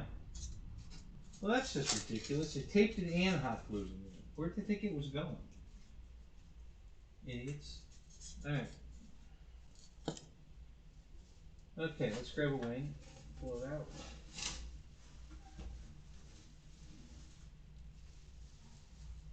out. Now mine, my original one was missing a door. I'll show you what I'm talking about. And they finally sent me the door. I never put it on. I haven't put it on yet. It's, you know, it doesn't change anything. Nobody even notices it. Hell, I didn't notice it. Just like my PBY, one of the wheels isn't painted. You know, it's all black. No silver wheel. The one side's got a silver wheel. The other side's all black. You know, black wheel with a black tire. Okay, so this is the gear door right here. And it's got writing on it. And the left and right doors are identical. One of these was missing. The one was never installed. I mean, there's no screws found in the bottom of the box. The panel's not laying loose. They just didn't put it on. You know, I went through, you know, all the production and boxing, and nobody caught that it was missing a. So, but they made it right, and they came in a pair. So they sent me a pair of them. They're identical. So you got, you know, left, right. You know, doesn't matter. And so the tapes, like I was saying, I think right here is where the wires come through. There's these big holes here on each side. And I'm thinking, if I'm not mistaken, oh, that's right, it's pre-cut. Yeah, the tapes are cut. It's not, that whole piece here, that's not the whole thing. It's cut down on here. There's different pieces. There's quite a few different pieces on here. And, you know, you just lay them in their corresponding spot, you know, to tape up whatever they were trying to cover up. So after you put the two wing halves together, and all the wires coming out here are met, or wherever they're going, you put this, you know, you put this tape on it. And I haven't done that yet on mine. So, all right. So how does this look? Any damage? Nope. Doesn't look like there's any damage. Looks perfect. No bumps in the road. No blemishes on the paint. No, that looks really good. Very, very good. Very nice. Yeah. That is very nice. All right. Let me put that back in the bag and put it back in the box.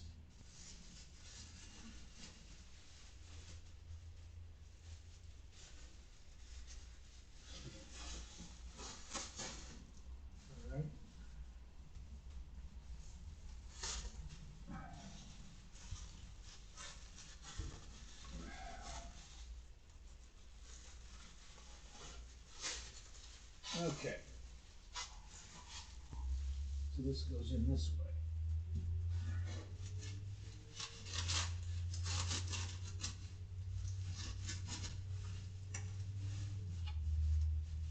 Okay. And that block of foam goes back in there. Like this.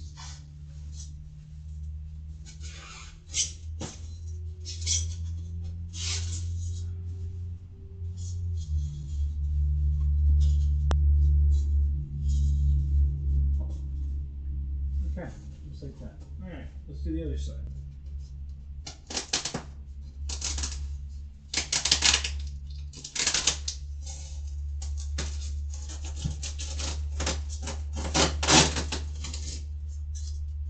Got a little carried away on the glue on that side. Alright. Alright, let's pull this wing out. Take a look at this one. This one I gotta leave out. So yeah, so you know what? I'm gonna save this one for a minute. Let's put this here. So I get the fuselage out. Alright. So here's the back half of the fuselage. Alright. So it's a giant tug and groove, okay? And like I was telling before, you know, you do not want to put this together with CA, you know, so the other one, the other half slides over this and they butt up smooth here, right here. So you just have that slight seam. And if you don't put glue here, it won't squeeze out and come out here at the end that you have to clean off. Okay, you put the glue on this surface, not on this surface. Okay, and then when you slide it together, I stand mine up on end like this, and sometimes I'll even put weight on this, and let it just, you know, leave it that way for 24 hours, and just make sure that the glue dries, and it's nice and, you know, flush and fits good. And you got to make sure too you get these wires out of here and run them through the tail, okay, before you glue it, because if you glue this together, you ain't getting to these to pull them through. I mean, you probably could, you know, if you got, you know, some kind of a wire hanger or something and shoved it through there, and, you know, I imagine you could probably do it, but it'd be a bitch. And if you just plug them in now while you're gluing it together, you're done. You don't have to worry about it.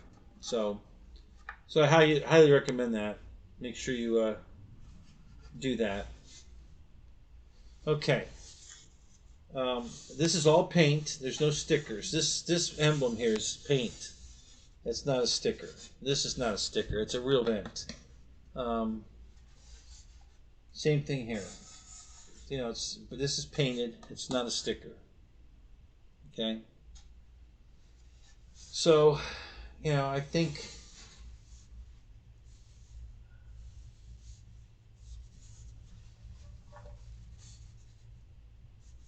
I believe this pops off. I forget how I did it. But that's where those dorsal fins go. Okay, they have to go in this slot. All right, there's a slot right here. All right, that dorsal fin has to sit in this slot on this side, and then again on this side, right there. Okay, so that's where that goes. And like I said, we're not crazy about the way they did that. There were better ways to figure that one out, so I'm not crazy about that one. But okay, so again, you want to put your glue on this surface, not out here. If you want to put a tiny little bit, you know, here, you know, out here a little bit, but just a tiny bit, because when it flattens out, it's going to smooth, and then it's going to deflect up and come through the grooves where it glues together, and you're going to have glue you're going to have to clean up, and you don't want to do that. You know, it shines up the flat finish on here, and then you're forever trying to chase that, you know, away so that it looks good again. So just be careful. Don't put too much glue on it.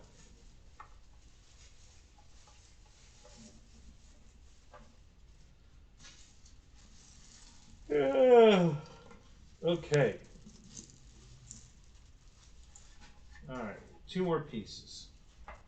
The main fuselage, and then we'll do that wing, because I can put it back. You know, these 2 have to stay out because this piece, I think, has to go in first. All right. Why? What did they do? Did they glue this on? Oh shit! Are you serious? Come on.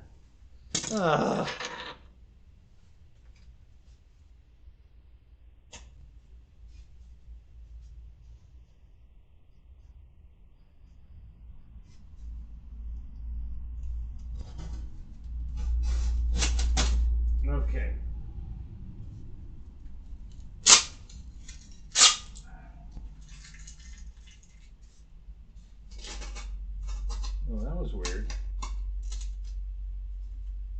did that.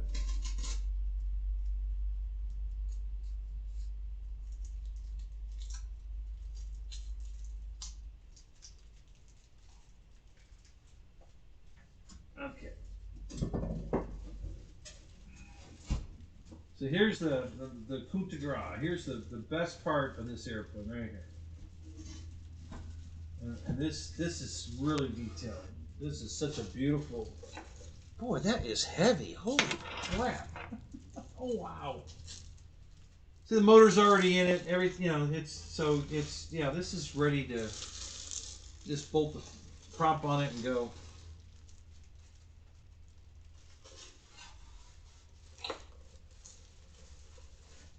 Feels like there's something rattling around inside. Let me look. All right, now here's a little tip, guys. I'm going to tell you, and look, and I'm going to show you. All right, this is pretty crucial. This is your latch, and you have to bend this back like that to release the canopy. Okay. Now that's the fairly easy part. It's putting the canopy back on. I'll show you. Come on. Okay. Wow. Okay. All right. So the trick here is, and you're if you're not careful, you can really screw this airplane up. You know, physically. You know, what's the word I'm looking for? Cosmetically. Yeah. All right. When you go to put this on, you see how this is notched here on both sides. You know, over here. Okay. You really got to make sure before you start to try to push this thing down. You know, you're going to put the front in the you know, the tongue and groove in there. You know, like this. All right. So you got this big tongue and groove right there, right? And that's got to go up in there. So you put that up in there like that, and then you got to make sure before you start to try to push this down that you get that tongue in that groove. Because if you don't, what's going to happen is you're going to throw it in there like that, and you're going to just go to push this down, and it's going to crush the foam. If you don't have it perfectly aligned in that notch, you're going to crush the foam, and that's going to look awful. So you got to really be careful when you go to put this back on, you know, the canopy, that you get it in that thing, and then you can just push down if you want, and it'll snap in place, or you can help by, you know, pulling back the release, and you do that to help it. Okay, and so there's a giant damn motor in this thing. I mean, I don't know if you can see. And it's cantered. You know, it's already got the down and left, you know, sway to it. It's all done automatically in there. But it's a massive motor. It's heavy. God, it's heavy.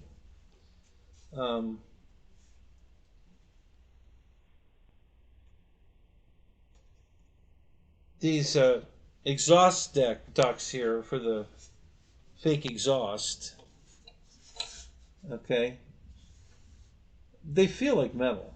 I'm pretty sure they're plastic with a coating on them, but they really feel like metal. I'm sure they're not, but anyway.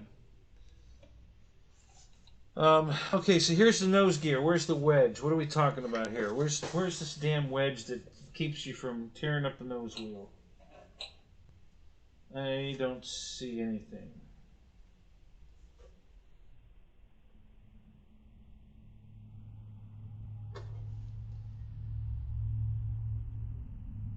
Yeah, I don't see a damn thing.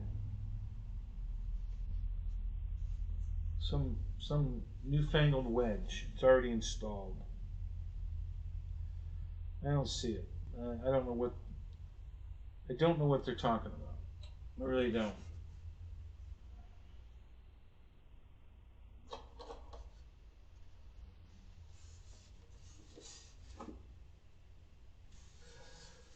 Oh, God.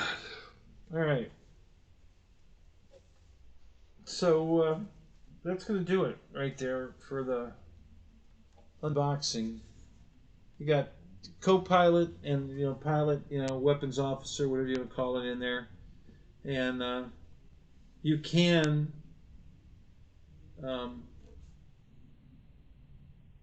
I think they're accessible through the bottom. Let me look, make sure I'm right before I commit to that.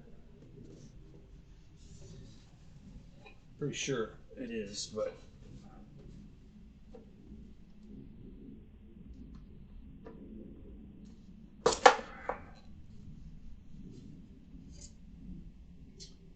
no. All right, so there's no reason to mess with them unless you're prepared to take the canopy off. And honestly, I wouldn't take the canopy off. I just cut a hole in the bottom of the foam here. Just basically, figure out where the pilot's torso is going to be, and it's going to be right where these two black, horizontal black lines are. Those holes will be under the pilots. You'll never see them. So you can cut your access hole through there, and then when you take this apart, they'll never see it. So they won't know you cut it apart. Okay, so let me put this back in the bag. Let me put the canopy back on. And there's the distribution board in there. Let me show you that. Okay. All right, so all these wires are coming out of this box right here.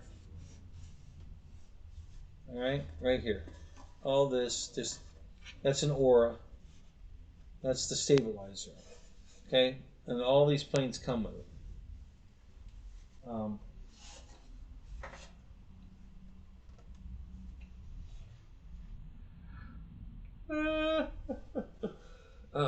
Okay, so I was gonna let me put this back together and get it back in the box.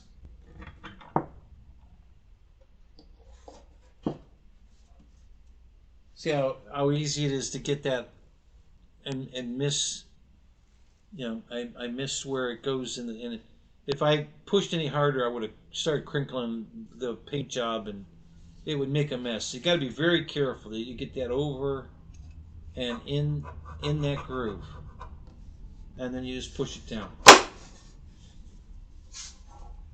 All right, let me put the front of this back in the.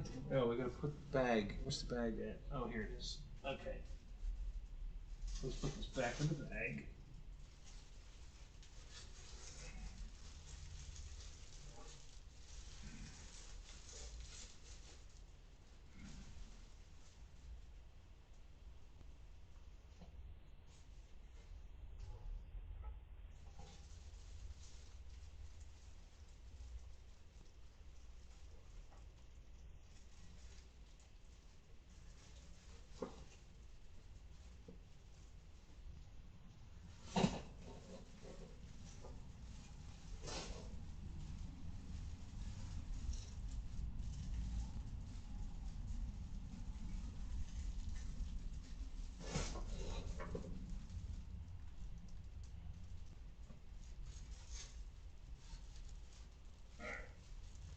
This is going to go in this way. Oh, crap. Alright, get that up out of the way. Like that.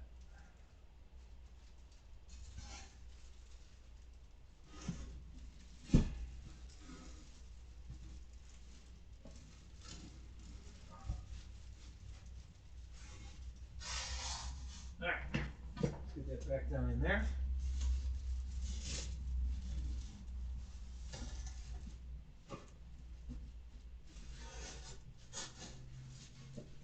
Just like that. Back half goes in next. Goes in this one like this. Okay. And then the other wing half, which I haven't undone yet. Let's get that open. Hang on a minute. Let me get to the chat. I haven't been able to see the chat. What do we got going on? What did I miss? Okay. So Jeff in Lower Alabama's put up a link for about the DJI stuff, I'm assuming.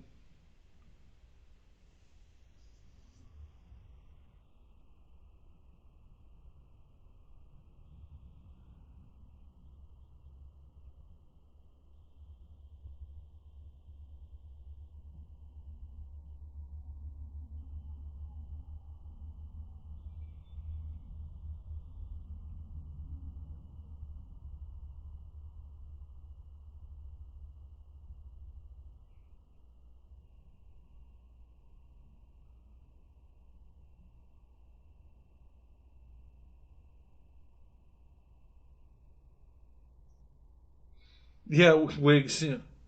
I'm looking. Yeah, tape is for tearing off the paint. Exactly. Yeah. Be careful with it. Get the tape, pull it off, throw it away. Get it out of your way. Because if you leave a little sliver of that tape and it catches one of your painted surfaces and you have to try to pull it off, you're going to pull the paint off. It's just going to ruin your model. So just make sure you get rid of the paint with that tape. As soon as you pull it off the box, don't leave it there half bare. Just rip it off and roll it up and throw it away. Don't risk it. I've screwed up too many paint jobs by not throwing that tape away. After the second one, I was like, okay, I'm never doing that again. And that's when I started tearing the tape off the box completely and throwing it away, so that the plane's never going to get in contact with it again.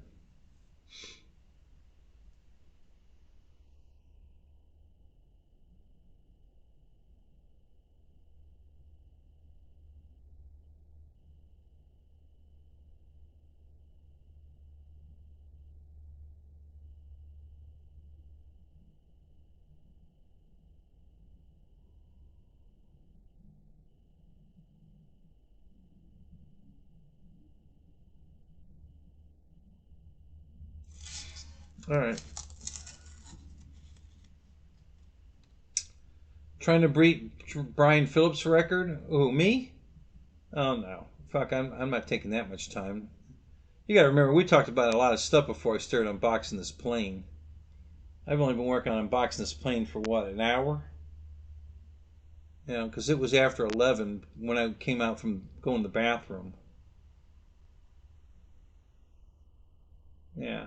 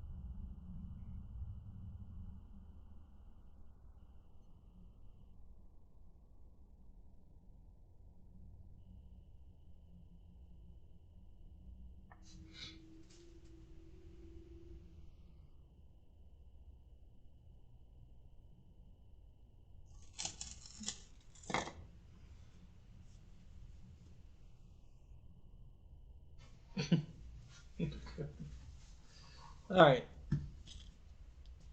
Let me. This is the last piece, and then we just got to put these pieces back in the box. So here's the last piece. This wing. Let's just check it for damage. That's all I'm really doing. Just checking to see if there's any damage. There's an impression here in the wing. Nothing to write home to mom about. But right there. Let me go back here for 1 second. Okay, so right there's an impression in the wing. Let me see if I can get it in the light so you can see it. Oh, wait a minute. No. Yeah, you can see it. It's not on this piece. It's behind it, right there.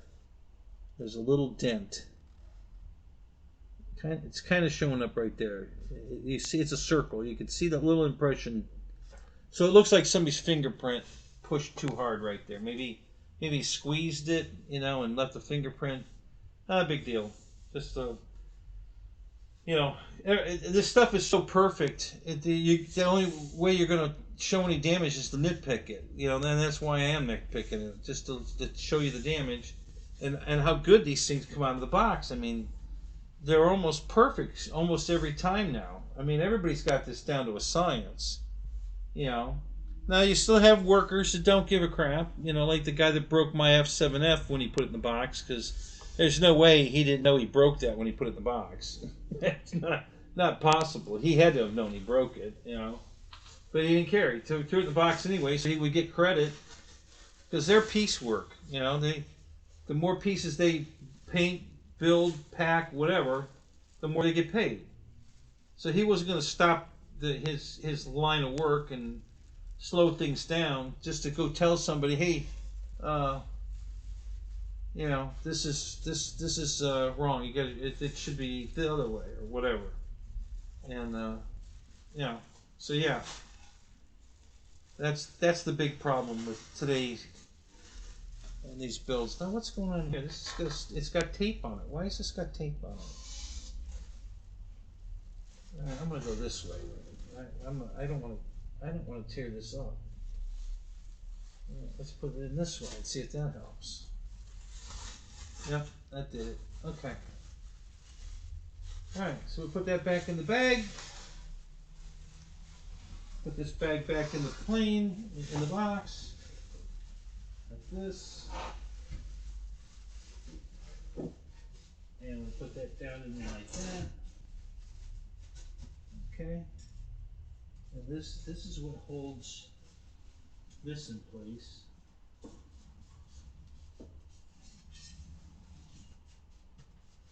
Like that. And that doesn't sit down all the way. Why? That's weird.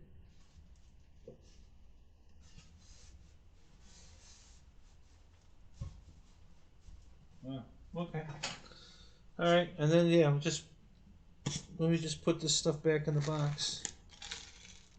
Just gonna put that back in the cardboard box, along with this tape, and this goes over here like this.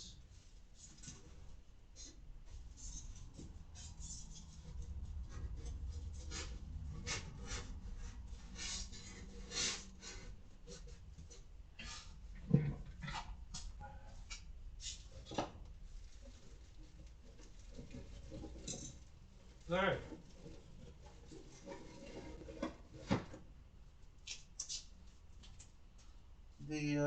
These go back in. I think this goes this way. Nope. Let's go this way. Nope. Oh. Okay, this one goes here.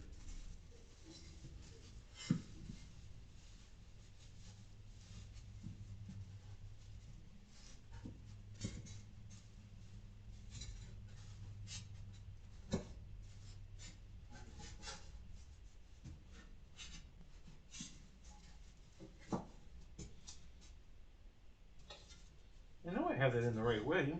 What's going on here?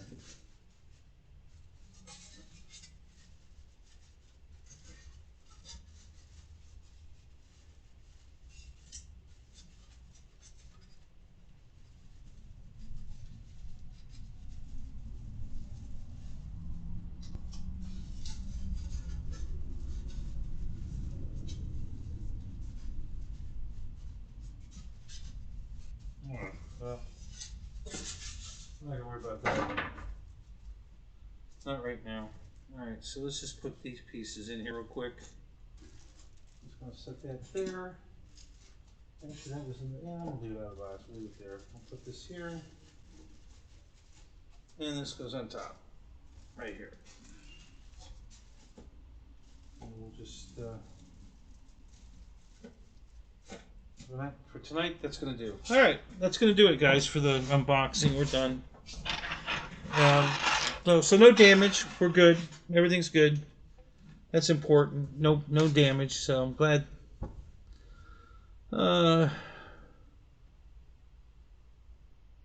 No, no, I'm not sending it back, Mike Bird. I'm not going to build it. It's a backup plane for the one I'm already flying. I'm already flying one of these. This is the second one in case. The reason I do the unboxing is because you only have a limited number of time between when you can send it back saying, "Hey, I got it. It came damaged." I can't open it 2 years from now and oh crap, you sent it to me damaged. So I always unbox them and make sure they're good, and then this one's not going to get built because I'm not going to fly it right now. I'm flying the other one.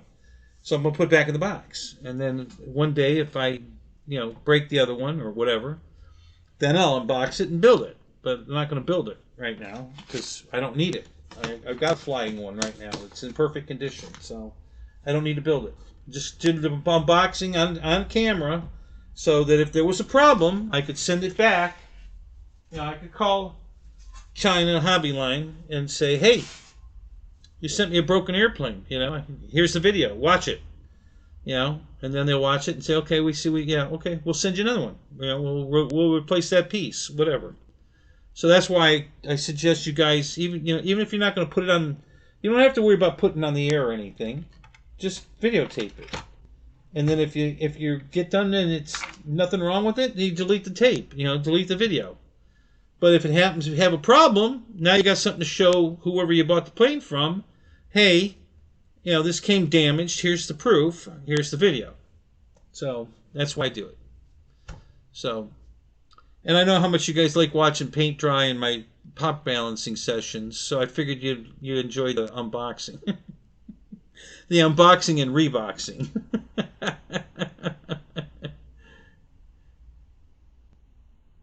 Yeah, 2 Tucanos in the hand is better than 1 in the bush. Yep, there you go. But if you buy 3, you get free shipping. Don't forget that. It's important. Don't worry. Don't ever forget that. You have to get 3 to get the free shipping. Oh my God. All right, what's in the way of my car?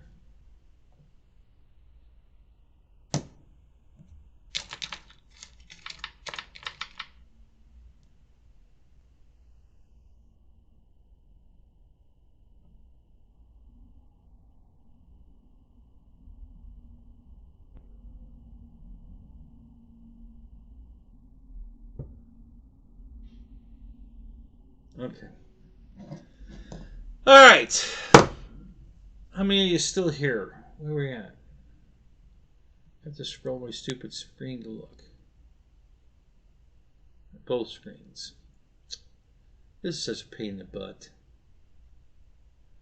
God, I wish you two would leave shit alone.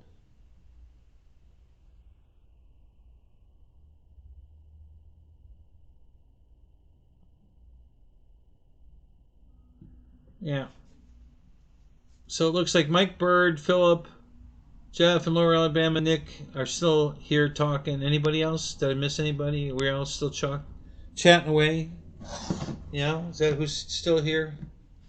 Yeah. So anyway, great airplane, guys. Love that airplane. Really, really nice airplane. So I've bought the backup one, got free battery. So that's the difference. It was $4.99 before the tariff went into effect. The tariff went into effect. It went up to $5.49, I think it was. And but China Hobby Line took it over, and now it's still $5.49, but you get a free battery. And this battery is probably $49, I would guess. Pretty close. So you're back to the original price. The price hike. They throw the battery in.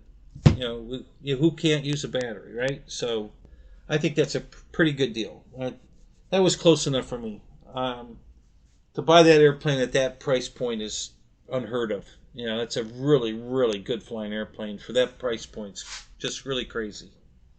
So, all right, guys. Well, I'm getting very tired. I guess I didn't get near enough sleep on the drive home as I thought I did. So I'm going to call this because I'm just getting too damn sleepy-eyed to continue on. Really struggling here. I need some sleep, obviously. So So any last minute things? Oh, I started to tell you my brother bought a Centurion Carbon 3D printer, and oh my God, is that thing do a good job? Great prints. Oh my God, $299, guys. Totally just like these printers I have. Totally enclosed. Um, prints all. It'll print every filament kind. Nylon, carbon fiber, any whatever. It prints all of it. All right. Single color though, it doesn't have the multicolor unit. You can't do a multicolor print, but a single color print, phenomenal. What a great machine! I can't believe that's the first time I've seen one in person. The machine itself and the work it does, and incredibly good stuff. Very nice. Great for if you want to get into a 3D printer cheap, man, that's the one. I mean that is the one. For $299, unbelievable. So he printed. I had him print this vase, but of course his in 300. So his it's the same color, same exact file, but his printer's smaller. So it's not this tall. It's only 250 tall, or 256, I guess, tall. So it's squished down. It's the same exact, and it came out beautiful. That printer does such a good job, and it came out. I almost want to say it came out even better than this one. This is fantastic, and it might be better than this one. It really does a great job for $299. There's not a printer on the market that can even come close to touching that. It's an XY core machine. Enclosed chamber. The chamber's not heated per se, but it gets hot from the bed itself. When the bed heats up, it heats up that whole enclosure. Maintains a constant temperature. You get better, more consistent prints that way. It's just all the way around, just a fabulous printer. So if you guys were thinking about 3D printing, I think it's still on sale for $279 right now. That's another $20 off. I think it's on sale. It might still be. If you're interested in getting that printer, check it out. Highly recommend it. Really, really does a great job. All right, guys, that's going to do it. I think I've covered everything I can cover tonight, and without falling asleep in your right in front of you any second now. So I'm going to go get some sleep, and I'll keep you guys posted on the RV8 if I get it or not.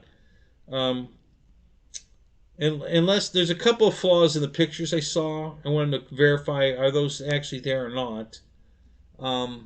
And again, it's down in Miami. It's a 5-hour each way to drive to Miami. I don't want to drive all the way down there to find damage that he could have just disclosed me. Oh yeah, it's got that dent in it there. Okay, well you didn't tell me that. Oh yeah, it's yeah, that hair dryer's missing the color code, the blend switch for the temperature, whatever. So yeah, so I'm just gonna make sure that it's what it's, but it looks like there's a dent in the back of the deck lid. Not a deal breaker. It's about a negotiating point. Get the price lowered. And then it looks like the spoiler itself that's on the deck lid is cracked or broken. Again, repairable, not a big deal, but it's a negotiating tool. Well, it's got this wrong, it's got this wrong. How about you take this price? So anyway, but it's the only one I found so far under 10 grand. That's actually not a total loss. And there's nothing wrong with that one fender. I mean, it doesn't look like it's all dented up, dinged up, scratched up. It looks great. The car looks in great shape. I asked him about the mid bearing, the torque tube, or what do they call it?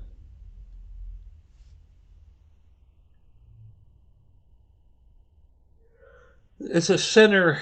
Oh God, I can't think of the word. It's a center bearing on the drive shaft. So the drive shaft's actually two pieces. It collapses in. Um,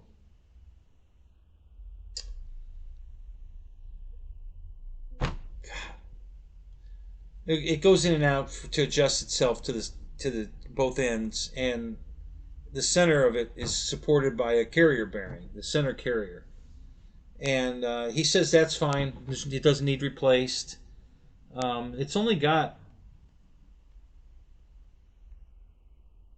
I think it's got less than 100,000 miles on it. I think. Might be just over. One or the other. It's close. It's not. It doesn't have high mileage on it. One of the hood louvers is missing. He did disclose that. I saw that in the pictures today. I was looking at it, getting ready to call him. Yeah, he did disclose that when the hood's got vents in it, and there's grills, and one of the grills is missing. So I have to talk to him about that. And but yeah, if we can get a price I'm happy with, and if he can take PayPal, I'm going to go get it tomorrow. And then if not, I looked up a fender for it. I can get a fender for $100, an aftermarket fender, which I'm sure will be fine. I think even a factory fender is only like $149. So, and I could make, once I see it in person, I might make that decision and say, let me get the factory one. Until I actually see it, we'll have to wait. But yeah, that's where I am on the car, and that pretty much catches you up to everything. There's really nothing else going on to tell you.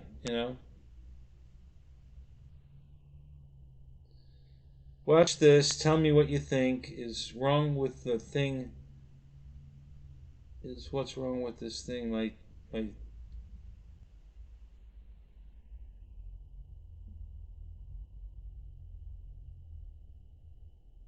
your thoughts are it's underpowered. That flight was full throttle. Changing the success to change it for success to 8S. I think it flew tail heavy was really hard to control. Poor authority. Okay.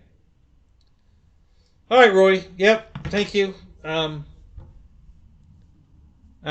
watch the video. I'll let you know.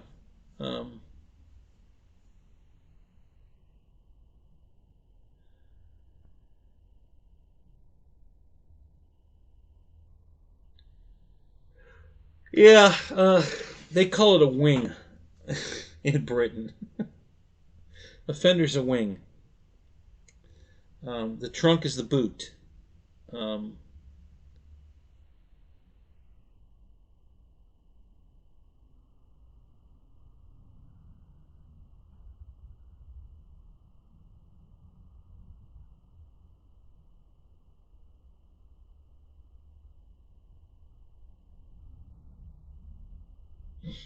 All right, falling asleep. I'm gonna get out of here, guys. All right. So thanks for coming. Good to see y'all. Hope you had a happy New Year, and I'll update you if not before next Saturday. I'll update you on the Pontiac if I get it. All right. I'm a little leery there might be something wrong with it because it's been up 2 weeks and nobody bought it at $7,900.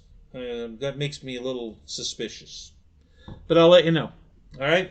All right, guys. Good night. We'll see you later.